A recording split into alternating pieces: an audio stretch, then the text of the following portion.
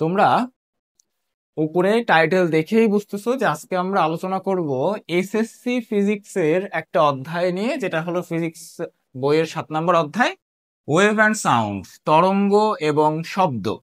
এই তরঙ্গ এবং শব্দ নিয়ে আমরা আলোচনা করব এবং চেষ্টা করব সর্বোচ্চ ইম্পর্টেন্ট টপিকস এবং যতটুকু বিস্তারিত আলোচনা করা সম্ভব হয়। এই জন্য আমরা একদম প্রথম থেকে শুরু করব, যেন তোমাদের জানার কোনো ঘাটতি না থাকে। চলো শুরু করি। প্রথমেই আমরা আলোচনা শুরু করব পর্যাবৃত্ত গতি দিয়ে। পর্যাবৃত্ত গতি, এই শব্দটা, এই গতিটার সাথে তোমরা হয়তো অনেক আগে থেকেই পরিচিত। গতি অধ্যায়ে তোমরা গতির প্রকারভেদ পড়ার সময় এই গতিটার নাম শুনে থাকবে। এই গতিটার ক্ষেত্রে গতিটা কেমন হয় সেটা নিয়ে আমরা একটু আলোচনা করব। দেখো, এই গতিটা আমরা কোন গতিকে বলি? যেই গতিপথের ভিতরে 3টা শর্ত থাকে, এই 3টা শর্ত থাকা অবস্থায় আমরা বলবো সেই গতিটাকে পর্যাবৃত্ত গতি। আচ্ছা, ঠিক আছে, ওকে। তাহলে শর্তগুলো কি কি, যেই শর্ত সাপেক্ষে আমরা সেই গতিটাকে পর্যাবৃত্ত গতি বলতে পারবো?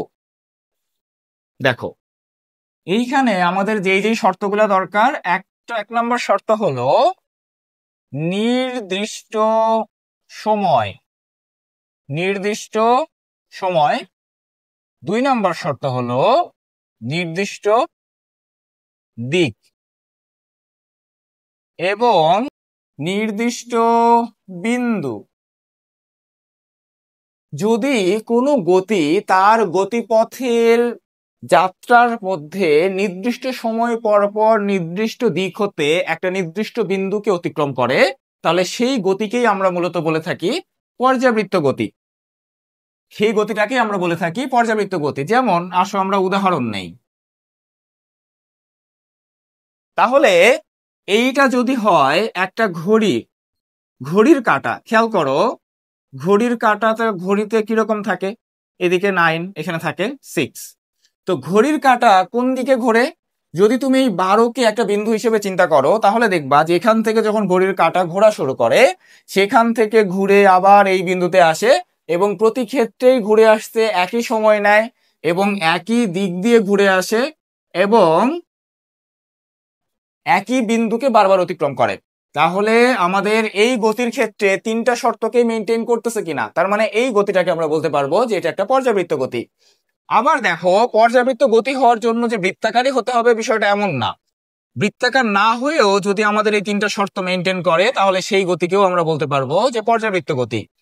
এইটা একটা বিন্দু আমি চুজ করলাম, এখান থেকে কোনো একটা বস্তু গতিশীল হয়ে এই পথে ঘুরে নির্দিষ্ট সময় একই সময় পর পর বারবার ঘুরে যদি ওই বিন্দুতে পৌঁছায়, তাহলে সেটিকেও আমরা বলবো একটি পর্যাবৃত্ত গতি। আবার গতিটা হতে পারে ত্রিভুজ আকৃতির। এরকম যে এইটাকে যদি আমি একটা বিন্দু হিসেবে ধরি, ধরো এইটাকে যদি তুমি একটা বিন্দু ধরো, এই বিন্দুকে এই দিক থেকে কোনো একটা বস্তু বারবার বারবার এই বিন্দুকে ক্রস করতেছে এই দিক দিয়ে, তাহলে এইটাকেও একটা বলতে পারবো আমরা পর্যাবৃত্ত গতি। তাহলে পর্যাবৃত্ত গতি হওয়ার জন্য আমাদের গতিপথটা গুরুত্বপূর্ণ না, গুরুত্বপূর্ণ এই 3টা শর্ত। যদি এই 3টা শর্ত মেনটেন হয়, তাহলে সেই গতিটাকে আমরা বলবো পর্যাবৃত্ত গতি। এখন এই পর্যায়বৃত্ত গতির যে নির্দিষ্ট সময়, নির্দিষ্ট সময় মানে কি খেয়াল করো, এই একটা বিন্দু, সেই বিন্দুকে যখন সে ঘুরে আসতেছে একটা নির্দিষ্ট সময় পর, প্রতিবার একই সময় পর পর যদি ঘুরে আসে, তাহলে সেই সময়টাকে, এই নির্দিষ্ট সময়কে আমরা একটা শব্দ দ্বারা প্রকাশ করি যেটাকে বলা হয় পর্যায়কাল। যেই প্রকাশটাকে বলে পর্যায়কাল। পর্যায়কাল কাকে বলে? একবার ঘুরে আসতে যে সময়টা নেয়, এখান থেকে শুরু করলো যাত্রাটা, পুরা পথটাকে একবার ঘুরে আসবে, তাহলে এই সময়টাকে আমরা বলবো পর্যায়কাল। এখন এই পর্যায়কাল নিয়ে আমরা একটু পরে বিস্তারিত আলোচনা করব। তো এটা হলো পর্যাবৃত্ত গতি। এবার আসো, পর্যাবৃত্ত গতির মধ্যে আমরা একটা ক্যাটাগরির স্পেসিফিক গতি পড়বো, যে গতিটার নাম হলো স্পন্দন গতি বা সরল ছন্দিত স্পন্দন।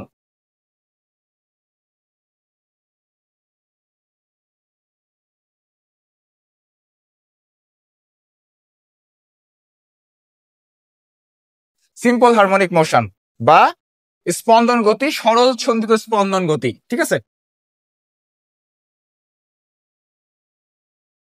সরল ছন্দিত স্পন্দন। সরল ছন্দিত স্পন্দন বা স্পন্দন গতি কাকে বলে? সরল ছন্দিত স্পন্দন বা স্পন্দন গতি হলো যে গতির ভিতরে গতিপথের মধ্যে অর্ধেক সময় একই দিকে এবং বাকি অর্ধেক সময় তার বিপরীত দিকে চলে, তাহলে সেই গতিটাকেই বলা হয় সরল ছন্দিত স্পন্দন। সরল ছন্দিত স্পন্দন বা স্পন্দন গতি কিরকম? যেমন ধরো, যদি আমরা একটা পেন্ডুলাম বা দোলকের কথা চিন্তা করি, তাহলে এই দোলকটিকে যদি দোল দেওয়া হয়, তাহলে খেয়াল করো দোলকটিকে আমি কিভাবে দোল দিব। এই দোলকটিকে যখন আমি ধরে এই পর্যন্ত নিয়ে আসলাম, নিয়ে আসার পর এখান থেকে যদি আমি ছাড়ি, তাহলে কি হবে দেখো, এখান থেকে এই পর্যন্ত আসবে, এটাকে আমরা বলবো অর্ধেক দোল। এখান থেকে এই পর্যন্ত সর্বোচ্চ আসলো এবং এখান থেকে আবার পিছনে ফিরে যখন আগের অবস্থানে ফেরত চলে আসবে, এটাকে আমরা বলি একটা পূর্ণ দোলন। তাহলে দেখো, একটা পূর্ণ দোলের ক্ষেত্রে অর্ধেক টাইমে আসছে এদিকে, বাকি অর্ধেক টাইমে আবার ফিরে গেছে আগের জায়গাতে। এই জন্য আমরা বলতেছি যে অর্ধেক সময় চলবে যেদিকে, বাকি অর্ধেক সময় চলবে তার বিপরীত দিকে। সেই গতিগুলোকে আমরা বলবো স্পন্দন গতি অথবা সরল ছন্দিত স্পন্দন। এখন এখানে খুবই গুরুত্বপূর্ণ একটা প্রশ্ন হলো যে যদি এক অর্ধেক সময় চলে একই দিকে, বাকি অর্ধেক সময় চলে তার বিপরীত দিকে, তাহলে এই গতিটাকে আমরা পর্যাবৃত্ত গতি কিভাবে বলতে পারি? কারণ কি, এখানে নির্দিষ্ট সময় মেনটেন হচ্ছে, নির্দিষ্ট বিন্দুকেও মেনটেন করতেছে। যদি আমরা এই যে একটা মধ্যবিন্দু, এই বিন্দুকে চিন্তা করি, বারবার এই বিন্দুকে ক্রস করবে, কিন্তু নির্দিষ্ট দিক তো মেনটেন হলো না। কারণ এই দিকে আসলো অর্ধেক, এদিকে গেল অর্ধেক, তাহলে নির্দিষ্ট দিক তো হলো না। তাহলে এটাকে আমি কিভাবে পর্যাবৃত্ত গতি বলতে পারবো? এবং এই স্পন্দন গতির বৈশিষ্ট্যও বলা আছে যে এটি একটি পর্যাবৃত্ত গতি। তাহলে এটি একটি পর্যাবৃত্ত গতি কিভাবে হলো, আসো সেটাকে আমরা একটু বোঝার চেষ্টা করি। এইটা ছিল একটা পর্যাবৃত্ত গতি, যেখানে এই বিন্দুটাকে আমরা ধরছিলাম এবং এই বিন্দু থেকে বারবার একই দিক দিয়ে ক্রস করে আবার আগের অবস্থানে ফেরত আসতেছে, এটা হলো পর্যাবৃত্ত গতি। আচ্ছা দেখো তো, এই পর্যায়বৃত্ত গতিটার যদি আমরা এটাকে সংকুচিত করতে থাকি আস্তে আস্তে গতিপথটাকে, তাহলে কি হবে? এই রকম হবে না? এখানে বিন্দু এটাই থাকবে, কারণ আমরা আগেই বলছি পর্যায়বৃত্ত গতিটা গতিপথের উপর নির্ভরশীল না। এই তিনটা শর্ত মেনটেন করলেই হয়। তো গতিপথটাকে আমি চ্যাপ্টা করলাম ঠিকই, বাট এই তিনটা শর্ত তো আর চেঞ্জ হয়নি। তাহলে এই বিন্দু থেকে এইভাবে বস্তুটা গতিশীল হয়ে এই পথে বারবার এই বিন্দুকে যদি অতিক্রম করে, তাহলে সেটাকে আমরা কি বলবো? পর্যাবৃত্ত গতি। আবার লক্ষ্য করো, এইটা গতিপথটাকে যদি আরো সংকুচিত করা হয়, এক সময় এটি একটি সরল রেখায় পরিণত হবে। এবং এই সরল রেখায় পরিণত হলে দেখো তো বিন্দুটা কোথায় ছিল আমাদের? এই যে এই বিন্দুটা, দেখো এই বিন্দুর মধ্যে এই অংশটুকু চিন্তা করো, যে এই অংশটুকু চলতেছে কোন দিকে? এদিকে। আর এই অংশটুকু চিন্তা করো, তাহলে এই অংশটুকু এই গতির সাপেক্ষে এই সাইডটা দেখো, এই সাইডের গতিটা কি? বিপরীত দিকে। তাহলে এই বিপরীত দিকে এই গতি। তার মানে আমরা বলতে পারি যে এই পুরা যে পর্যাবৃত্ত গতির যে পুরা ঘূর্ণনটা বা পুরা এই বিন্দুকে ক্রস করে একই দিক থেকে এই ঘটনাটাও এর ভিতরেই ঘটতেছে, কিন্তু সেটাকে আমরা দেখতে পাচ্ছি না। আমরা শুধুমাত্র এদিকে যাওয়া এবং এদিকে আসা এইটুকুই আমরা দেখতে পাচ্ছি। এই জন্য এই গতিটাকে আবার সরলরৈখিক গতিও বলা হয়। তাহলে এই গতিটা হলো একটি পর্যাবৃত্ত গতি, এটি একটি সরলরৈখিক গতি এবং এটি একটি স্পন্দন গতি।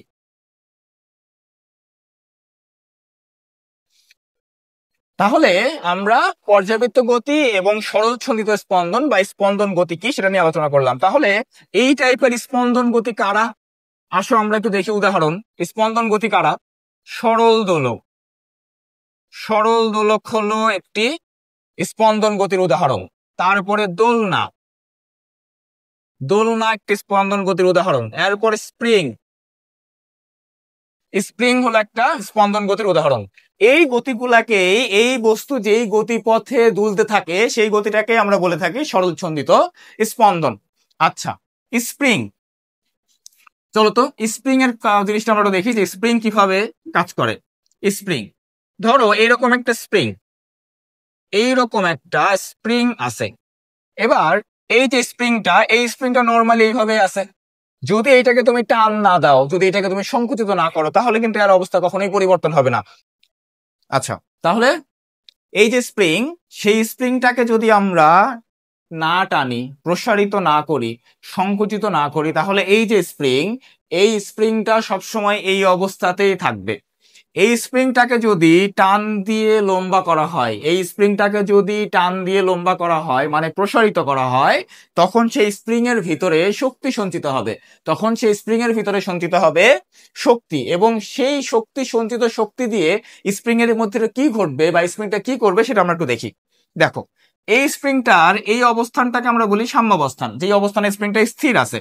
যখন এই স্প্রিংটাকে আমি প্রসারিত করব, যখন এই স্প্রিংটাকে আমি প্রসারিত করব এইভাবে, এইভাবে যখন স্প্রিংটাকে আমি প্রসারিত করব, তখন কি ঘটতে পারে লক্ষ্য করো।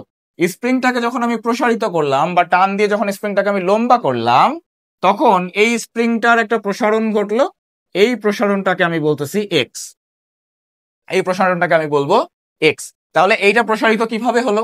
আমি এটাকে টান দিলাম, বাহ্যিক বল প্রয়োগ করে টান দিলাম, আমি হাত দিয়ে ধরে টান দিলাম। এখন খেয়াল করো, যখন এই স্প্রিংটাকে আমি টান দিয়ে লম্বা করলাম, তখন এই স্প্রিং এর ভিতরে পিছনের দিকে ফেরত চলে আসার একটা প্রবণতা তৈরি হবে কিনা? তাহলে স্প্রিংটিকে যখন আমরা প্রসারিত করব, লক্ষ্য করো, স্প্রিংটাকে যখন আমরা প্রসারিত করব, স্প্রিংকে যখন আমরা প্রসারিত করব, তখন স্প্রিং এর ভিতরে একটা প্রবণতা তৈরি হবে কিনা পেছনের দিকে ফেরত আসার। তাহলে দেখো, এই পিছনের দিকে স্প্রিংটা যখন ফেরত আসার চেষ্টা করবে, তাহলে পেছনের দিকটা কি, তুমি যখন টান দিয়ে ধরে স্প্রিংটাকে ছেড়ে দিবা, তখন সে পেছনের দিকে ফেরত চলে আসবে। তাহলে পেছনের দিকে তার একটা ত্বরণ তৈরি হবে। তাহলে এই দিকে যেই ত্বরণটা তৈরি হবে, এই ত্বরণটাকে যদি আমি বলি এ, তাহলে খেয়াল করো, এটাকে আমি সামনে টান দিয়ে প্রসারিত করলাম, বাট ত্বরণটা কোন দিকে, সে যাইতে চাচ্ছে কোন দিকে, পেছনের দিকে। তাহলে এই যে সরণ, এই সরণটা ত্বরণের সমানুপাতিক। যখন আমি বেশি টান দিব, বেশি ত্বরণে পেছনের দিকে ব্যাক করবে, যদি অল্প টান দেই, অল্প ত্বরণে পেছনে ব্যাক করবে। এবং সরণটা হয়েছে এদিকে এবং ত্বরণটা এদিকে, তাহলে দুইটা বিপরীত দিকে হওয়ার কারণে আমরা বলবো যারা সমানুপাতিক এবং বিপরীতমুখী। ঠিক আছে, এখন এই যে বস্তুটার ভিতরে যে ত্বরণটা তৈরি হলো, এই বস্তুর ভিতরে যে ত্বরণ তৈরি হলো, ত্বরণ তৈরি হওয়া মানে কি? অবশ্যই ত্বরণ, এবং এখানে যে একটা লোড আছে, তার ভর এবং ত্বরণ মিলে এখানে একটা বল তৈরি হবে। তাহলে আমরা বলতে পারি যে সমানুপাতিক চিহ্নটাকে উঠাই দিয়ে এখানে একটা বল সমানুপাতিক ধ্রুবক আসবে, যে সমানুপাতিক ধ্রুবকটাকে আমরা বলবো কে। এই কেটা হলো সমানুপাতিক ধ্রুবক বা স্প্রিং ধ্রুবক। এই কেটাকে আমরা বলি সমানুপাতিক ধ্রুবক বা স্প্রিং ধ্রুবক। এই স্প্রিং ধ্রুবকটা কি করে? স্প্রিং ধ্রুবকটা মূলত স্প্রিংটা কতটুকু শক্তিশালী সেটা প্রকাশ করে, সেটা নিয়ে আমরা একটু পরে আলোচনা করব। দেখো, তাহলে এই বলটা সমান, এই বলটা কোন বল? লক্ষ্য করো, এই বলটা হলো যে আমি টান দিছি সামনের দিকে, এবং এই বলটা হলো পেছনের দিকে ব্যাক করতে চাচ্ছে, মানে এইটা হলো স্প্রিং এর প্রত্যয়নী বল। এটাকে বলে স্প্রিং এর ভেতরের যে বল, সেই বলটা হলো প্রত্যয়নী বল। এইটাকে আমরা স্মল আর দিয়ে প্রকাশ করি। তাহলে এই ক্ষেত্রে মানটা নেগেটিভ, কারণ কি, সরণ হচ্ছে ডান দিকে, কিন্তু স্প্রিং এর বল প্রয়োগ করতেছে স্প্রিং কোন দিকে, পেছনের দিকে, তার মানে বিপরীতমুখী। আচ্ছা, যদি আমি এই বলটাকে বাহ্যিক বল, আমি কত বল প্রয়োগ করছি সেটা হিসাব করি, তাহলে সেখানে আমরা নেগেটিভ চিহ্নটা দিব না। কারণ দেখো, আমি যেদিকে বল প্রয়োগ করলাম, যেদিকে বল প্রয়োগ করে টান দিলাম, বস্তুটা সেদিকে প্রসারিত হলো। তাহলে এই বলটাকে আমরা বলবো এটা প্রত্যয়নী বল, এবং এই বলটা হলো বাহ্যিক বল। এবং এই দুইটা বলের সূত্রে খাটবে কার জন্য? স্প্রিং এর জন্য। তাহলে স্প্রিং এর আমরা সরল চলিত স্পন্দন গতির জন্য টোটাল 5টা বৈশিষ্ট্য পাই। টোটাল বৈশিষ্ট্য পাই 5টা। প্রথম বৈশিষ্ট্য হলো এটি একটি পর্যাবৃত্ত গতি, 2 নাম্বারটা এটি একটি স্পন্দন গতি, 3 নাম্বার এটি একটি সরল রৈখিক গতি, এবং 4 নাম্বারে হলো যে স্প্রিংটাকে যদি প্রসারিত করা হয়, তাহলে তার প্রসারণটা হবে তার ত্বরণের সমানুপাতিক, এবং ওই স্প্রিংকে ছেড়ে দেওয়ার পরে, বল অপসারণ করার পরে, ওই স্প্রিংটা সবসময় একটি নির্দিষ্ট বিন্দু অভিমুখী হবে। নির্দিষ্ট বিন্দু অভিমুখী মানে কি? দেখো, নির্দিষ্ট বিন্দু অভিমুখী মানে হলো এই বস্তুটাকে তুমি যেখানে নিয়েই ছাড়ো না কেন, সবসময় সে চেষ্টা করবে এই পয়েন্টকে ক্রস করার জন্য। বারবার এদিকে গেলে, যখন এদিকে আসবে এই পয়েন্টের দিকে আসার চেষ্টা করবে, যখন সংকুচিত হবে তখন আবার এই পয়েন্টের দিকে আসার চেষ্টা করবে। তার মানে সবসময় এই স্প্রিং বা যে কোনো স্পন্দন গতি সবসময় চেষ্টা করবে তার সাম্যাবস্থার যে পয়েন্টটাকে সেটাকে ক্রস করার জন্য। এখন তোমার যদি মনে হয় যে শুধুমাত্র স্প্রিং এর জন্য এই ঘটনা ঘটবে, বিষয়টা এমন না। এই ঘটনাগুলা বা এই শর্তগুলা যে কোনো স্পন্দন গতির জন্যই খাটবে। যেমন যদি তুমি দোলকের কথা চিন্তা করো, তাহলে এই যে দোলক, এই দোলকটিকে তুমি যদি টান দিয়ে এই পর্যন্ত নিয়ে যাও, নিয়ে যাওয়ার পর এটাকে ছেড়ে দাও, দেখবা এই দোলকটি এইভাবে দুলতে থাকবে, এইভাবে দোলকটি দুলতে থাকবে। তাহলে দোলার সময় দেখো, দোলকটা সবসময় চেষ্টা করতেছে কি, তার সাম্যাবস্থান যেখানে সে স্থির ছিল সেই জায়গাকে ক্রস করার, বারবার এই পর্যন্ত আসবে, আসার পরে আবার এদিকে গিয়ে আবার এদিকে চলে আসবে। এখন তোমার কাছে মনে হতে পারে যে ঠিক আছে, আপনি যেহেতু বললেন যে বারবার সাম্যাবস্থান অভিমুখী হবে বা সাম্যাবস্থানে যাওয়ার চেষ্টা করবে, তাহলে সেক্ষেত্রে এই যে বিন্দুটা আছে, এইখানে যে বিন্দুটা আছে, এই বিন্দুতে এসে দোলকটি থামলো না কেন? কারণ তার তো উচিত ছিল এই জায়গাতে এসে থেমে যাওয়া, কারণ তার যদি সাম্যাবস্থানে যাওয়ার টার্গেট থাকে সবসময়, তাহলে এই দোলকটা তাহলে এই দোলকের তো উচিত ছিল এই জায়গাতে থেমে যাওয়া, কিন্তু এই জায়গাতে কেন থামলো না? আবার এখান থেকে দোলকটা এই দিকে কেন চলে আসলো, এই পজিশনে কেন আসতেছে? আবার সেম জিনিসটা যদি তুমি স্প্রিং এর ক্ষেত্রেও চিন্তা করো, তাও হয়। দেখো, স্প্রিংকে তুমি টান দিয়ে প্রসারিত করছো, করার পরে যখন তুমি ছেড়ে দিচ্ছ, তখন স্প্রিংটা কিন্তু এখানে থামবে না, পেছনে চলে আসবে, আবার সামনে যাবে, আবার পেছনে আসবে। এখন তোমার মনে হতে পারে, যেহেতু বৈশিষ্ট্য বলা আছে বা আপনিও বললেন যে স্প্রিংটা সবসময় সাম্যাবস্থান অভিমুখী বা স্পন্দন গতি সবসময় একটা বিন্দু অভিমুখী, তাহলে সেই বিন্দুতে গিয়ে সে থামতেছে না কেন? ওই বিন্দুকে ক্রস করে সে কেন চলে যাচ্ছে? দেখো, যখন এই স্প্রিং হোক বা দোলক হোক, যখন এটাকে আমি এই পর্যন্ত টান দিয়ে নিয়ে গেলাম, তখন এই দোলকের ভিতরে একটা শক্তি সঞ্চিত হবে, এবং ওই শক্তিটা দিয়েই এই বিভব শক্তি থেকে আস্তে আস্তে ভেঙে তৈরি হবে গতিশক্তি। এবং গতিশক্তি যখন তৈরি হবে, এই বিন্দুতে যে কোনো দোলকের বা স্পন্দন গতির এই বিন্দু বা সাম্যাবস্থানে চলার সময় বেগটা হয় সর্বোচ্চ। এই জায়গাতে তার বেগ থাকে সর্বোচ্চ, এবং এই সর্বোচ্চ বেগের গতিশক্তি দিয়েই সেই এই পথটুকু অতিক্রম করবে, করে এই পর্যন্ত পৌঁছাবে। আবার দেখো, এই পয়েন্টে যখন আসবে, তখন কিন্তু আর সে বাম দিকে চলবে না বা উপরের দিকে আর উঠতে পারবে না। তার মানে এই জায়গাতে তার বেগটা শূন্য হয়ে যায়। বেগ শূন্য হয়ে যাওয়ার পরে ওই গতিশক্তিটাই কনভার্ট হয় কিসে? বিভব শক্তিতে। এবং ওই বিভব শক্তি দিয়ে আবার সে পেছনে ব্যাক করা শুরু করে, এবং এরপরে এই বিন্দুটাকে সে আবার ক্রস করবে, ক্রস করে এখান থেকে আবার এই পয়েন্টে পৌঁছাবে।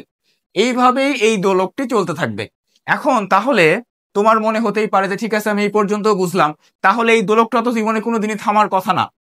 হ্যাঁ, এই দোলকটা যদি কোনো ফ্রিকশন না থাকে, বাতাসের বাধা না থাকে, এই সরল দোলকের মধ্যে ডাম্প না থাকে, মানে এই সরল দোলকে যদি শক্তি নষ্ট না হয়, তাহলে এই দোলকটা এইভাবে অনন্তকাল পর্যন্ত দোল দিতেই থাকবে। কিন্তু আমরা আসলে এই ফ্রিকশন, বাতাসের বাধা এগুলাকে ইগনোর করে চলতে পারবো না। তোমাদের এসএসসি ফিজিক্সের জন্য আমরা এগুলাকে ইগনোর করে ফেলবো, আমরা ধরে নিব যে এখানে কোনো প্রকার শক্তি নষ্ট হচ্ছে না।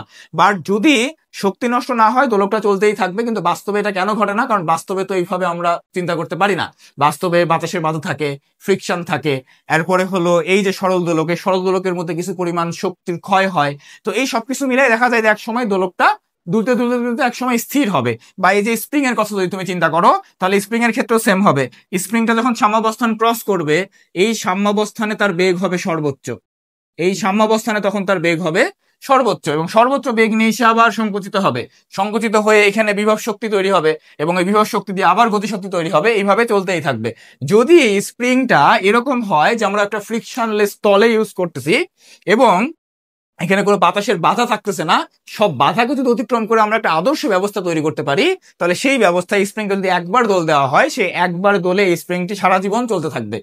তো আমাদের এখানে মেন উদ্দেশ্যটা ছিল যে স্পন্দন গতিটা কি, এটা সম্পর্কে আলোচনা করা। তো তোমরা স্পন্দন গতির একটা ধারণা পাচ্ছ আশা করি। তাহলে এই সরল দোলক থেকে তুমি এই ইনফরমেশন গুলো মনে রাখতে পারো, এগুলো খুবই গুরুত্বপূর্ণ। যে সর্বোচ্চ বিন্দুতে, সরল দোলক বা স্প্রিং এর ক্ষেত্রে সর্বোচ্চ বিন্দুতে তার বেগ হয় শূন্য। বেগ, কারণ কি? দেখো, যদি বেগ শূন্য না হতো, তাহলে তো সে আরো উপরের দিকে যেতে পারতো, বাট যেতে তো পারতেছে না। তার মানে এই বিন্দুতে তার হয়ে যাবে বেগ শূন্য, এবং যখন সে পেছনে ব্যাক করবে, এই বিন্দুতে তার হবে বেগ সর্বোচ্চ, এবং এই পয়েন্টে তার ত্বরণ হবে সর্বোচ্চ, এবং এই পয়েন্টে যেখানে তার বেগটা সর্বোচ্চ, এইখানে তার ত্বরণ শূন্য। এখন তোমার মনে হতে পারে যে এই আবার কেমন কথা, যেখানে তার বেগ শূন্য সেখানে তার ত্বরণ সর্বোচ্চ কিভাবে হয়, বা যেখানে তার বেগ সর্বোচ্চ সেখানে আবার ত্বরণ কিভাবে শূন্য হয়? হতেই পারে। দেখো, যখন একটা চলন্ত গাড়ি, ধরো একটা চলন্ত গাড়ি 100 কিলোমিটার/আওয়ার বেগে গতিশীল। এই 100 কিলোমিটার/আওয়ার বেগে যাদের এই গাড়ির বেগগুলো সম্পর্কে ধারণা আছে, তারা জিনিসটা খুব ইজিলি বুঝতে পারবা যে একটা গাড়ি 100 কিলোমিটার/আওয়ার বেগে গতিশীল, দেখবা এই অবস্থাতে যখন গতি বেশি হয়, তখন গতির পরিবর্তনটা হতে একটু সময় বেশি লাগে। যেমন তুমি যদি 100 থেকে 110 কিলোমিটার/আওয়ার বেগে যাও, যেমন তুমি মোটরসাইকেলের কথা চিন্তা করো, বাইকের কথা, সেই বাইকে দেখবা যে 100 থেকে 110 যেতে যে পরিমাণ সময় লাগবে, তোমার শুরুতে 0 থেকে 50 বা 60 কিলোমিটার/আওয়ার স্পিড উঠতে কিন্তু এত সময় লাগে না। খুব ইজিলি 0 থেকে খুব ইজিলি 50 কিলোমিটার/আওয়ার স্পিডে যাওয়া যায় খুব অল্প সময়ের ভিতরে। তাহলে এখানে খেয়াল করো, বেগের মানটা কম, কিন্তু ত্বরণটা অনেক বেশি, খুব অল্প সময় বেগ পরিবর্তন হচ্ছে। কিন্তু এখানে লক্ষ্য করো বেগের মান অনেক বেশি, বাট বেগ পরিবর্তনের হারটা কম, বেগ পরিবর্তন হতে অনেক সময় লাগতেছে। তো এই জন্যই যেখানে বেগের মান শূন্য, যেমন দেখো এই যেখানে বেগের মান শূন্য, 0 থেকে 50, তাহলে যেখানে বেগের মানটা শূন্য হয়ে যাচ্ছে সেখানে ত্বরণটা সর্বোচ্চ। কারণ কি শূন্য হয়ে যাচ্ছে কখন? হুট করে। যেমন ধরো তুমি একটা গতিশীল গাড়ি, গতিশীল বাইক, সেখানে 40 কিলোমিটার/আওয়ার থেকে তুমি এটাকে 0-তে নিয়ে আসলা, তাহলে কি হুট করে চেঞ্জ হয়ে গেল, চেঞ্জের পরিমাণটা বেশি। ত্বরণ মানে কি? চেঞ্জ, তাহলে চেঞ্জের পরিমাণটা অনেক বেশি, এখানে হুট করে বেগটা গিয়ে হয়ে যাবে 0। তো এই জন্য আমরা বলতেছি যে ত্বরণ সর্বোচ্চ। এবং এই জায়গাতে বেগের পরিমাণ বেশি হলেও এখানে পরিবর্তন খুবই কম, বেগের পরিবর্তন একদম নাই বললেই চলে। এই জন্য এই জায়গাতে আমরা বলছি ত্বরণ শূন্য। তাহলে স্পন্দন গতির ক্ষেত্রে তুমি ইনফরমেশন গুলাকে মনে রাখবা যে সর্বোচ্চ বিন্দুতে বেগ শূন্য, ত্বরণ সর্বোচ্চ, এবং সাম্যাবস্থানে বেগ সর্বোচ্চ কিন্তু ত্বরণ শূন্য। ওকে, চলো চলো এবার আমরা আলোচনা করব পর্যায়কাল নিয়ে। তো পর্যায়কাল, পর্যাবৃত্ত গতির শুরুতেই আমরা একটু বলে আসছিলাম যে পর্যায়কালটা কি। পর্যায়কাল হলো যখন আমরা কোনো একটা স্পন্দন গতি বা পর্যাবৃত্ত গতিকে দোল দিতে দেই বা দুলতে দেই, ওই দোলনের ভিতরে একটা পূর্ণ দোল সম্পন্ন করতে বা যেখান থেকে সে যাত্রাটা শুরু করবে ঘুরে আবার ওই পয়েন্টে আসতে যে সময়টুকু নেয় সেটাকে আমরা বলি পর্যায়কাল। এবং পর্যায়কালকে ক্যাপিটাল টি দ্বারা প্রকাশ করা হয়। পর্যায়কাল কিরকম? যেমন ধরো একটা স্প্রিং, যদি তুমি একটা স্প্রিং এর কথা চিন্তা করো, তাহলে এই একটা স্প্রিং, এই স্প্রিংটা সাম্যাবস্থানে আছে, তুমি এই স্প্রিংটিকে প্রসারিত করে দিলা। তুমি যদি স্প্রিংটাকে প্রসারিত করে দাও তাহলে দেখবা যে এই পর্যন্ত স্প্রিংকে তুমি প্রসারিত করছো টান দিয়ে, সে এখান থেকে এই পর্যন্ত সংকুচিত হচ্ছে, আবার প্রসারিত হচ্ছে। তাহলে যেখান থেকে তুমি টান দিয়ে শুরু করছো এখান থেকে সংকুচিত হলো, আবার প্রসারিত হয়ে এই বিন্দুতে আসলো। এইটাকে আমরা বলবো একটা পূর্ণ দোল বা একটা পূর্ণ স্পন্দন। যেহেতু এটি একটি স্পন্দন গতি, তো এটাকে আমরা বলবো একটা পূর্ণ স্পন্দন। তাহলে স্পন্দন কি? এখান থেকে শুরু করে এই পর্যন্ত, আবার আগের জায়গাতে যেখান থেকে সে যাত্রা শুরু করবে বা তুমি যেখান থেকে টান দিয়ে তাকে ছেড়ে দিছো সেখান থেকে ঘুরে আবার ওই বিন্দুতে যদি চলে আসে তখন আমরা বলবো যে এটিকে একটি পূর্ণ স্পন্দন। তো এই যে পূর্ণ স্পন্দন, এই পূর্ণ স্পন্দন হতে যে সময়টাকে লাগে সেই সময়টাই আমরা বলি টি বা পর্যায়কাল। আবার যদি তুমি দোলকের ক্ষেত্রে চিন্তা করো, দেখো এইটা একটা দোলক, এই দোলককে তুমি এই পর্যন্ত টান দিয়ে ছেড়ে দিলে, তাহলে এখান থেকে টান দিয়ে ছেড়ে দিলে এখান থেকে এই পর্যন্ত দোলক যখন আসবে, এখান থেকে এই পর্যন্ত আসলো এবং এখান থেকে আবার আগের অবস্থানে ফেরত চলে গেল, এখান থেকে এই পর্যন্ত আসলো এবং এখান থেকে আবার আগের অবস্থানে ফেরত চলে গেল। তাহলে দেখো এই আগের অবস্থানে ফেরত চলে আসতে যে টাইমটা লাগে সেই টাইমটাকে আমরা বলি টি বা পর্যায়কাল। তাহলে এইটাকে আমরা বলবো একটা পূর্ণদোল। তাহলে পূর্ণদোল বা পূর্ণ স্পন্দন বলতে আমরা কি বুঝবো? যেখান থেকে আমাদের যাত্রাটা শুরু হবে ওইখানে আবার যখন ফেরত চলে আসে এইটাকে আমরা বলি মূলত একটা স্পন্দন বা একটা দোল, এবং এই টাইমটাই হলো পর্যায়কাল। ঠিক আছে, এখান থেকে তোমরা একটা ইনফরমেশন মনে রাখো, যদি কখনো কোনো দোলকের পর্যায়কাল 2 সেকেন্ড হয় তাহলে সেই দোলকটির একটা স্পেশাল নাম আছে, এটাকে বলা হয় সেকেন্ড দোলক। এটা তোমরা মনে রাখো, এইটা তোমাদের খুবই গুরুত্বপূর্ণ, কাজে লাগতে পারে। যদি কখনো তোমাকে প্রশ্নে সেকেন্ড দোলক বলে দেয় তাহলে তুমি সেখানে দোলনকাল বা পর্যায়কাল তুমি সেটাকে 2 সেকেন্ড ধরে নিবা, যে দোলনকাল সবসময় হবে 2 সেকেন্ড। আচ্ছা, সেকেন্ড দোলকটা কি? যেখান থেকে দোল শুরু করে এই পর্যন্ত আসতে সময় নিবে 1 সেকেন্ড, এবং এখান থেকে আবার আগের অবস্থানে ফেরত যেতে সময় নিবে আরো 1 সেকেন্ড, টোটাল হলো 2 সেকেন্ড। এবং চিন্তা করো স্পন্দন গতির ক্ষেত্রে আমরা কি বলছিলাম, এই কথাটাই বলছিলাম না, যে তার গতিপথের অর্ধেক সময় চলে একদিকে, বাকি অর্ধেক সময় চলে আরেক দিকে। তাহলে এই যে 2 সেকেন্ডের ভিতরে দেখো 1 সেকেন্ড আসছে এদিকে, আবার 1 সেকেন্ডে গেছে আগের জায়গাতে। তাহলে এইটাই হলো সরল দোলক, এটাই হলো পর্যায়কাল। এবং এটা স্প্রিং এর ক্ষেত্রেও সেম ঘটনাটাই ঘটবে, যে সংকুচিত হবে প্রসারিত হবে, সংকুচিত হবে প্রসারিত হবে। এরপরে চলো আমরা, তাহলে এখানে যদি তুমি সংজ্ঞা লিখতে চাও কি লিখবা? একটি একটি পূর্ণ স্পন্দনে সময়, একটি পূর্ণ স্পন্দনের সময়, একটি পূর্ণ স্পন্দনে যতটুকু সময় লাগে সেটাকে আমরা বলি পর্যায়কাল। তাহলে পূর্ণ স্পন্দন কোনটা সেটা তো বুঝতেই পারছো, যেখান থেকে তার স্পন্দন শুরু হবে বা গতিটা শুরু হবে বা যাত্রা শুরু হবে, ঘুরে আবার একবার ঘুরে ওই পজিশনে আসলে সেটাকে আমরা বলবো একটা পূর্ণ স্পন্দন। এবার দেখো কম্পাঙ্ক, এবার আমরা আলোচনা করব কম্পাঙ্ক। কম্পাঙ্ককে স্মল এফ দ্বারা প্রকাশ করা হয় ফ্রিকোয়েন্সি। ফ্রিকোয়েন্সি হলো কম্পাঙ্ক। এবার কম্পাঙ্ক কি দেখো, কম্পাঙ্ক হলো 1 সেকেন্ডে, কম্পাঙ্ক হলো 1 সেকেন্ডে যতগুলো স্পন্দন সম্পন্ন করে। 1 সেকেন্ডে যতগুলো স্পন্দন সম্পন্ন করে, তাহলে 1 সেকেন্ডে যতগুলো স্পন্দন সম্পন্ন করে, তাহলে দেখো এই যে দোলকটা, সেকেন্ড দোলকটার কথা চিন্তা করো। 1 সেকেন্ডে কতগুলা দোলন সম্পন্ন করতেছে? 1 সেকেন্ডে অর্ধেক, কারণ 1 সেকেন্ডে সেখান থেকে এই পর্যন্ত আসবে। তাহলে 1 সেকেন্ডে যেহেতু অর্ধেক দোল দেয়, তাহলে আমরা বলবো যে এই দোলকটার বা সেকেন্ড দোলকের কম্পাঙ্ক কত? সেকেন্ড দোলকের কম্পাঙ্ক হবে অর্ধেক, হাফ। এবং এককটা কি হয়? প্রতি সেকেন্ড বা পার সেকেন্ড।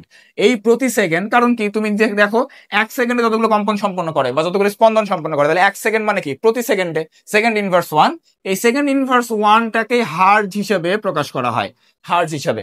দেখো তো, তাহলে এটা আমরা কিভাবে পাইলাম? 1/2, উপরে 1 নিচে 2, 2 মানে কি? পর্যায়কাল। তাহলে আমরা বলতে পারি যে স্মল এফ সমান 1/t, এত হার্জ। কিভাবে?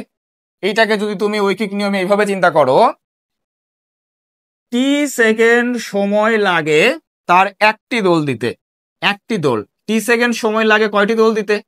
একটি দোল। কারণ ওই যে পর্যায়কাল কাকে বলে? একটি পূর্ণ স্পন্দনে যে সময় লাগে। তাহলে টি সেকেন্ড সময় দোল দেয় কয়টা? একটা। তাহলে 1 সেকেন্ড সময় কয়টা দোল দিবে? 1/t। তাহলে এইটাকে আমরা বলবো স্মল এফ বা কম্পাঙ্ক। তাহলে পর্যায়কালের ঠিক উল্টা রাশিটাই হলো কম্পাঙ্ক। Okay, hello hello hello hello hello. দেখো পর্যায়কাল, এই পর্যায়কালটা আমরা শিখবো স্প্রিং এর জন্য এবং সরল দোলকের জন্য। আচ্ছা, দুইটাকে আমাদের আলাদা করে শেখার দরকার কি? কারণ দুইটার ক্ষেত্রে পর্যায়কাল বের করার জন্য ধরনটা একটু আলাদা। খেয়াল করো, এইটা একটা স্প্রিং। এই স্প্রিংটাকে যদি তুমি নর্মালি রাখো, তাহলে এই স্প্রিংটাকে যদি তুমি নর্মালি ঝুলাই দাও, তাহলে এই স্প্রিং এর মধ্যে কি কোনো রকম পরিবর্তন আসবে? কোন রকম দোল দিবে? প্রসারিত হবে? সংকুচিত হবে? কিছুই হবে না। বাট তুমি যদি এই স্প্রিং এর সাথে একটি লোড ঝুলিয়ে দিতা, লোড, এটাকে বলে লোড, তাহলে সেই স্প্রিংটি কি হতো? প্রসারিত হতো। স্প্রিংটি প্রসারিত হতো, প্রসারিত হয়ে এই যে নিচে এইটা ছিল তার নর্মাল অবস্থান, এইটুকু প্রসারিত হয়েছে। কারণ কি? এই যে স্প্রিং, এটাকে নিচের দিকে এই লোডটা অভিকর্ষীয় বলের টানের কারণে নিচের দিকে ঝুলে আসবে, তার মানে স্প্রিং প্রসারিত হবে। এবং এই স্প্রিং প্রসারিত হওয়ার পরে যদি এই স্প্রিংকে আমি টান দিয়ে ছেড়ে দেই, টান দিয়ে ছেড়ে দিলে কি হবে? এই স্প্রিংটি তখন একটি দোলনে দুলতে থাকবে। এবং এই দোলনে দুলতে থাকার ক্ষেত্রে এই যে ভর, কি ভরের লোড ঝুলানো আছে, এই ভর খুবই গুরুত্বপূর্ণ একটা জিনিস। তাহলে এই পর্যায়কালের ক্ষেত্রে স্প্রিং এর ডিপেন্ড করে, স্প্রিং এর পর্যায়কাল কার কার উপর? ভর এবং এই স্প্রিং ধ্রুবকের উপর। তাহলে স্প্রিং ধ্রুবকটা কি? চলো আবার একটু মনে করি, স্প্রিং ধ্রুবকটা কি ছিল? F is equal to K X. তাহলে কে সমান বলা যায় এফ বাই এক্স, এবং কে, এফ মানে নিউটন পার মিটার। দেখো তো, এই সূত্র দ্বারা তুমি কি বুঝতেছো? ধরো একটা স্প্রিংকে আমি বল প্রয়োগ করলাম 10 নিউটন, এবং সেই স্প্রিংটি প্রসারিত হলো 1 মিটার। খেয়াল করো, তাহলে সেই স্প্রিং এর জন্য কে এর মান তুমি কত পাবা? 10/1, তার মানে 10 নিউটন পার মিটার। মানে স্প্রিংটা কি বোঝাচ্ছে? যে 1 মিটার প্রসারিত করতে বল কতটুকু লাগে? 10 নিউটন। এবং তুমি আরেকটা স্প্রিং নিলা, যে স্প্রিংকে 10 নিউটন বল প্রয়োগ করে সেটিকে তুমি প্রসারিত করতে পারছো 2 মিটার। তাহলে সেই স্প্রিং এর জন্য স্প্রিং ধ্রুবক কি হবে দেখো তো? 5 নিউটন পার মিটার, ঠিক না? 10/2। এবার খেয়াল করো, এই স্প্রিংটাকে তুমি 1 মিটার প্রসারিত করতে বল খরচ করছো কতটুকু? 10 নিউটন। এবং এই স্প্রিংকে তুমি 10 নিউটন বল প্রয়োগ করায় সে প্রসারিত হয়েছে কত? 2 মিটার। তাহলে 2 মিটার যদি প্রসারিত হয় 10 নিউটন বলেই, তার মানে এখানে বলো তো কোন স্প্রিংটি বেশি শক্তিশালী? অবশ্যই প্রথম স্প্রিং, কারণ 10 নিউটন বল প্রয়োগ করে তাকে 1 মিটার প্রসারিত করা গেছে, কিন্তু পরের স্প্রিংটিকে 10 নিউটন বল প্রয়োগ করে সে প্রসারিত হয়ে গেছে কত? 2 মিটার। একই বলে বেশি প্রসারণ হয়েছে। তাহলে প্রথম ক্ষেত্রে লক্ষ্য করো কে এর মানটি বেশি, পরের ক্ষেত্রে কে এর মান কম। তাহলে তুমি বলতে পারবা যে কোনো স্প্রিং ধ্রুবক কে এর মান যদি বেশি হয়, সুতরাং সেই স্প্রিংটি হবে বেশি শক্তিশালী। তাহলে এই স্প্রিং ধ্রুবক খেয়াল করো, যখন আমি স্প্রিংকে দোল দিব টান দিয়ে, যদি স্প্রিংটি নর্মাল স্প্রিং হয় তাহলে সে একরকম দোল দিবে, যদি স্প্রিংটা খুব বেশি শক্তিশালী হয়, কে এর মান অনেক বেশি হয়, তাহলে সেই স্প্রিংটি দোল দিতে কি করবে, সেক্ষেত্রে দোলের জন্য আমরা পরিবর্তন পাবো, কিছুটা পরিবর্তন হবে দোলনে। যদি স্প্রিংটি কে এর মানের কম হয় তাহলে যেভাবে দোল দিবে, কে এর মান যদি বেশি হয় তাহলে সেভাবে দোল দিবে না। তো সেক্ষেত্রে স্প্রিং এর জন্য আমরা পর্যায়কাল সমান লিখতে পারি 2π√m/k, 2π√m/k, যেখানে এই এমটা হলো স্প্রিং এর এই যে ঝুলানো লোড এবং এই কেটা হলো স্প্রিং ধ্রুবক। তাহলে খেয়াল করো, এখানে যদি আমরা এই সম্পর্কগুলোকে এইভাবে লিখতাম তাহলে সমানুপাতিক √m এবং টি ব্যস্তানুপাতিক √k। সমানুপাতিক এম বলতে কি, খেয়াল করো, পর্যায়কাল এম বাড়লে, ভর বাড়লে পর্যায়কাল বাড়বে। কারণ কি লক্ষ্য করো, যদি এখানে তুমি বেশি ভরের লোড ঝুলাই দাও, তাহলে বেশি ভরের লোড ঝুলাই দিলে কি হবে, নিচে আসতে এবং উপরে উঠতে সময় বেশি লাগবে, পর্যায়কাল বাড়বে, মানে কি একটা দোল দিতে সময় বেশি নেবে। চিন্তা করো, এখানে তুমি বেশি ভারী বস্তু দিছো, তাহলে কি ভারী বস্তু কি আস্তে আপ ডাউন করবে নাকি জোরে করবে? অবশ্যই যদি তুমি এখানে একটা ভারী বস্তু দাও তাহলে সেই ভারী বস্তুটা নিচে আসতে এবং উপরে উঠতে সময় বেশি লাগবে। যদি হালকা বস্তু হয় তাহলে সে কি ইজিলি আপ ডাউন করতে পারবে, খুব অল্প সময় আপ ডাউন করতে পারবে। তো সেক্ষেত্রে পর্যায়কালের মানটা কি হবে, ভরের উপরে নির্ভরশীল এবং সমানুপাতিক, মানে ভর বাড়লে পর্যায়কাল বাড়বে। এবং কে মানে স্প্রিং ধ্রুবক, স্প্রিং ধ্রুবকের সাথে ব্যস্তানুপাতিক। কারণ কি দেখো, আমরা এখনই বললাম যে কে এর মান যদি বেশি হয় তাহলে শক্তিশালী স্প্রিং, যদি স্প্রিংটা খুব বেশি শক্তিশালী হয় তাহলে পর্যায়কাল কম হবে। কারণ কি, স্প্রিং বেশি শক্তিশালী হওয়া মানে কি, সে এই ভরটাকে ইজিলি ক্যারি করতে পারবে, খুব সহজেই ক্যারি করতে পারবে, তাহলে খুব ইজিলি এটাকে টান দিয়ে উঠাইতে পারবে, খুব ইজিলি এটাকে নামাই ফেলতে পারবে, কারণ কি স্প্রিংটি শক্তিশালী। যদি স্প্রিংটা দুর্বল হয়, কে এর মান কম হয়, সুতরাং এই ভর ঝুলাই দিলে নিচে নামার পরে এটাকে উপরে তুলতে অনেক সময় নিবে, নিচে নামতেও সময় নিবে, উপরে তুলতেও অনেক বেশি সময় নিবে। কারণ কি, স্প্রিংটা অত বেশি শক্তিশালী না, দুর্বল স্প্রিং, কে এর মান কম। সুতরাং বলা যায় কে এর মান যদি কম হয় তখন পর্যায়কালটা বেশি হবে, বেশি হওয়া মানে কি একটি দোল দিতে সময় বেশি নিবে। এটি তাহলে স্প্রিং এর জন্য পর্যায়কাল, এই পর্যায়কালটা আমরা হিসাব করব স্প্রিং এর জন্য। এবার আসো সরল দোলকের জন্য পর্যায়কালের সূত্র। সরল দোলকের জন্য পর্যায়কালের সূত্র কি হয়? সরল দোলকের সূত্রাবলীর মধ্যে বলা আছে যে পর্যায়কাল হবে কার্যকরী দৈর্ঘ্যের বর্গমূলের সমানুপাতিক এবং অভিকর্ষীয় ত্বরণের বর্গমূলের ব্যস্তানুপাতিক, অভিকর্ষীয় ত্বরণের বর্গমূলের ব্যস্তানুপাতিক। তাহলে সরল দোলকের ক্ষেত্রে লক্ষ্য করো, পর্যায়কাল দৈর্ঘ্যের সাথে সমানুপাতিক। এই দৈর্ঘ্যটা কি, এই দৈর্ঘ্যটাকে বলা হয় কার্যকরী দৈর্ঘ্য। কার্যকরী দৈর্ঘ্য কেন, দেখো তো, যখন আমরা একটা দোলককে ঝুলাই, যখন একটা দোলককে ঝুলাই, এই দোলকের নিচে এই যে অংশটা, এইটার নাম হলো বব, এইটার নাম হলো বব। এবার এই যে বব, এই সুতাটা কি করে, ববটাকে ক্যারি করে না? সুতাটা যদি ববটাকে ক্যারি করে তাহলে কোনো বস্তুকে ধরতে হলে, এইটি তোমাদের আরেকটা ভিডিওতে আমি আলোচনা করব ভর কেন্দ্র নিয়ে। তো যদি কোনো একটা বস্তুকে আমাদের ধরে রাখতে হয়, তুলতে হয়, তাহলে বল প্রয়োগ করতে হয় বা ধরতে হয় ভর কেন্দ্রে। তো দেখো, এই ববটাকে যদি সুতা দিয়ে ধরে রাখতে হয় তাহলে তাকে কোথায় ধরে রাখতে হবে, ভর কেন্দ্রে ধরতে হবে। ভর কেন্দ্র থাকে সবসময় কোথায়, মাঝখানে। তাহলে এই দৈর্ঘ্যটাকে শুধু দৈর্ঘ্য বলা হয় না, এটিকে বলা হয় কার্যকরী দৈর্ঘ্য। এই এলটাকে বলা হয় কার্যকরী দৈর্ঘ্য। এই কার্যকরী দৈর্ঘ্য মানে যেখানে ভর, যেখানে সুতার টানটা কার্যকর হচ্ছে, তাহলে কার্যকর হচ্ছে কোথায়, ভর কেন্দ্রে। তাহলে এইটুকুকে আমি বলবো সুতার দৈর্ঘ্য এবং এইটুকু হবে ববের ব্যাসার্ধ। তাহলে তুমি বলতে পারো যে কার্যকরী দৈর্ঘ্য সমান সুতার দৈর্ঘ্য প্লাস ববের ব্যাসার্ধ। তাহলে এই কার্যকরী দৈর্ঘ্যটা যদি বৃদ্ধি পায়, মানে এই দৈর্ঘ্যটাকে যদি বাড়ানো হয় তাহলে পর্যায়কাল বাড়বে। কারণ এই সুতাটা যত বড় হবে তত দেখো দোল দিতে সময় নিবে, ওদিকে যাবে আবার আসবে আবার যাবে, এই আসা যাওয়া দোল দেওয়াতে সময় বেশি নিবে। দেখো, তাহলে এই কার্যকরী দৈর্ঘ্য সমান বলা যায় সুতার দৈর্ঘ্য প্লাস ববের ব্যাসার্ধ। তাহলে যদি পর্যায়কাল, কার্যকরী দৈর্ঘ্য বৃদ্ধি করলে পর্যায়কাল বৃদ্ধি পাবে। তুমি সামান্য সুতা দিয়েই, দুটি সুতা দিয়েই যদি কোনো বস্তুকে বাসায় বেঁধেই ট্রাই করতে পারো, যে যদি সুতাটি ছোট ছোট হয় তাহলে তোমার দোল দিতে তত ইজি হবে, দেখবা যে সুতাটি বড় হলে দোল দিতে কষ্ট বেশি হবে এবং সময় বেশি নিবে। তো এখানে এইটাই বোঝাচ্ছে যে যদি কার্যকরী দৈর্ঘ্য বেশি হয় তাহলে তার পর্যায়কালটা বেশি হবে বা দোল দিতে সময় বেশি নেবে। এবং অভিকর্ষীয় ত্বরণ, অভিকর্ষীয় ত্বরণের বর্গমূলের ব্যস্তানুপাতিক। তাহলে ব্যস্তানুপাতিক সম্পর্ক মানে কি, যদি অভিকর্ষীয় ত্বরণের ত্বরণের মান কম হয় তাহলে পর্যায়কাল বাড়বে, কম হলে পর্যায়কাল বাড়বে। তার মানে তুমি এতটুকু মনে রাখতে পারো যে যদি দোলকটিকে নিয়ে আমরা পৃথিবী থেকে উপরের দিকে যাই, যেখানে অভিকর্ষীয় ত্বরণের মান কমে, সেখানে গেলে পর্যায়কাল বেশি হবে, দোল দিতে সময় বেশি নেবে। যদি আমরা পৃথিবী থেকে নিচের দিকে যাই, সেক্ষেত্রেও কি হবে, অভিকর্ষীয় ত্বরণের মান কমবে এবং দোল দিতে সময় বেশি নেবে। তো এই সূত্র দিয়ে আমরা বের করতে পারবো, এই সূত্র দিয়ে আমরা সরল দোলকের পর্যায়কাল বের করতে পারবো। এবং মনে রাখবা যে সরল দোলকের পর্যায়কাল বের করতে আমাদের ববের ভরের প্রয়োজন হয় না। ববটা কি দিয়ে তৈরি, ববের ভর কেমন, ববের উপাদান কি, এই সকল জিনিসপত্র আমাদের দরকার পড়ে না সরল দোলকের পর্যায়কাল বের করতে। তবে স্প্রিং এর পর্যায়কাল বের করতে কিন্তু দরকার পড়ে ভর, লোডের ভর এবং স্প্রিং ধ্রুবক বা সমানুপাতিক ধ্রুবক, স্প্রিং ধ্রুবক দরকার পড়ে। তো এই ছিল আমাদের এই দুটি পর্যায়কালের সূত্র। এগুলা তোমাদের এসএসসির জন্য সূত্র দুটি খুবই গুরুত্বপূর্ণ এবং এই সূত্রের সাথে তুমি এটাকেও শিখে রাখো। এই সূত্রটাও তুমি ব্যবহার করতে পারবা যদি তোমাকে কার্যকরী দৈর্ঘ্য না দিয়ে সুতার দৈর্ঘ্য দিয়ে দেয় এবং সাথে ববের ব্যাসার্ধ বের করতে বলে, তখন তুমি সূত্রটাকে এই এল এর পরিবর্তে লিখবা স্মল এল প্লাস আর।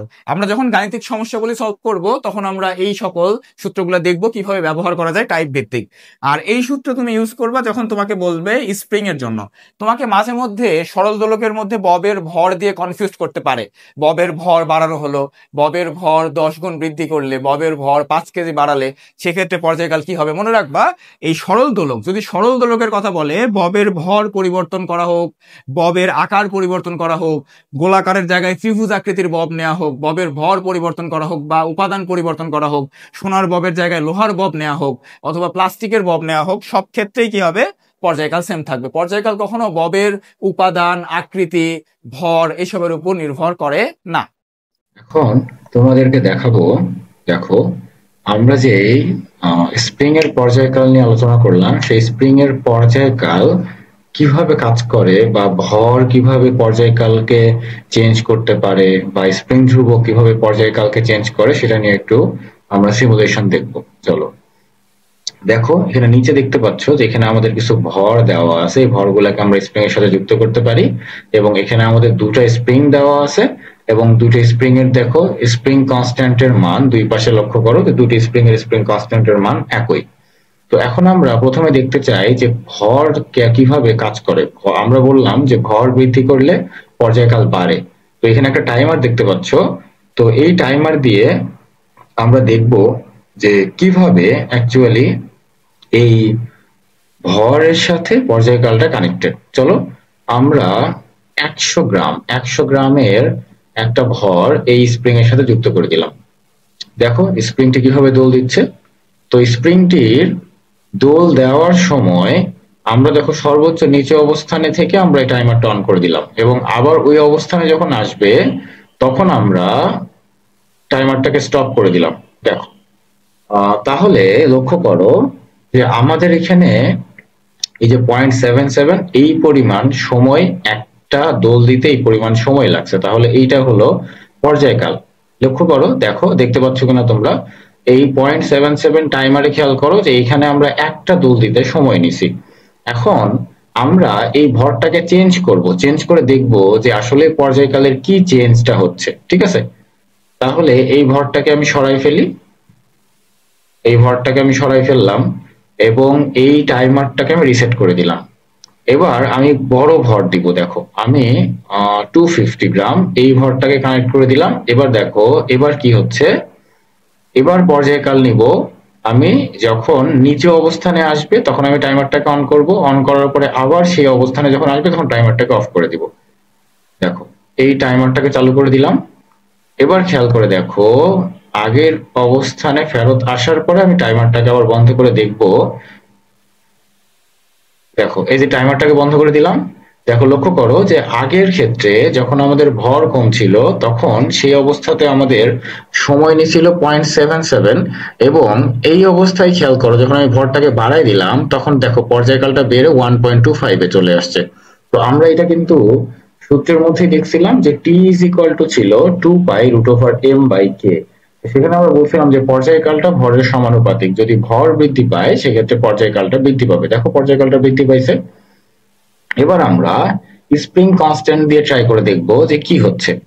ওকে চলো, তাহলে আমরা এই ভরটাকে সরাই দিলাম, দিয়ে আবার টাইমারটাকে আমরা রিসেট করে দিলাম। এবার আমরা দেখব যে স্প্রিং ধ্রুবক, একই ভরের জন্য স্প্রিং ধ্রুবক কিভাবে চেঞ্জ করলে পর্যায়কালটা কিরকম চেঞ্জ হয়।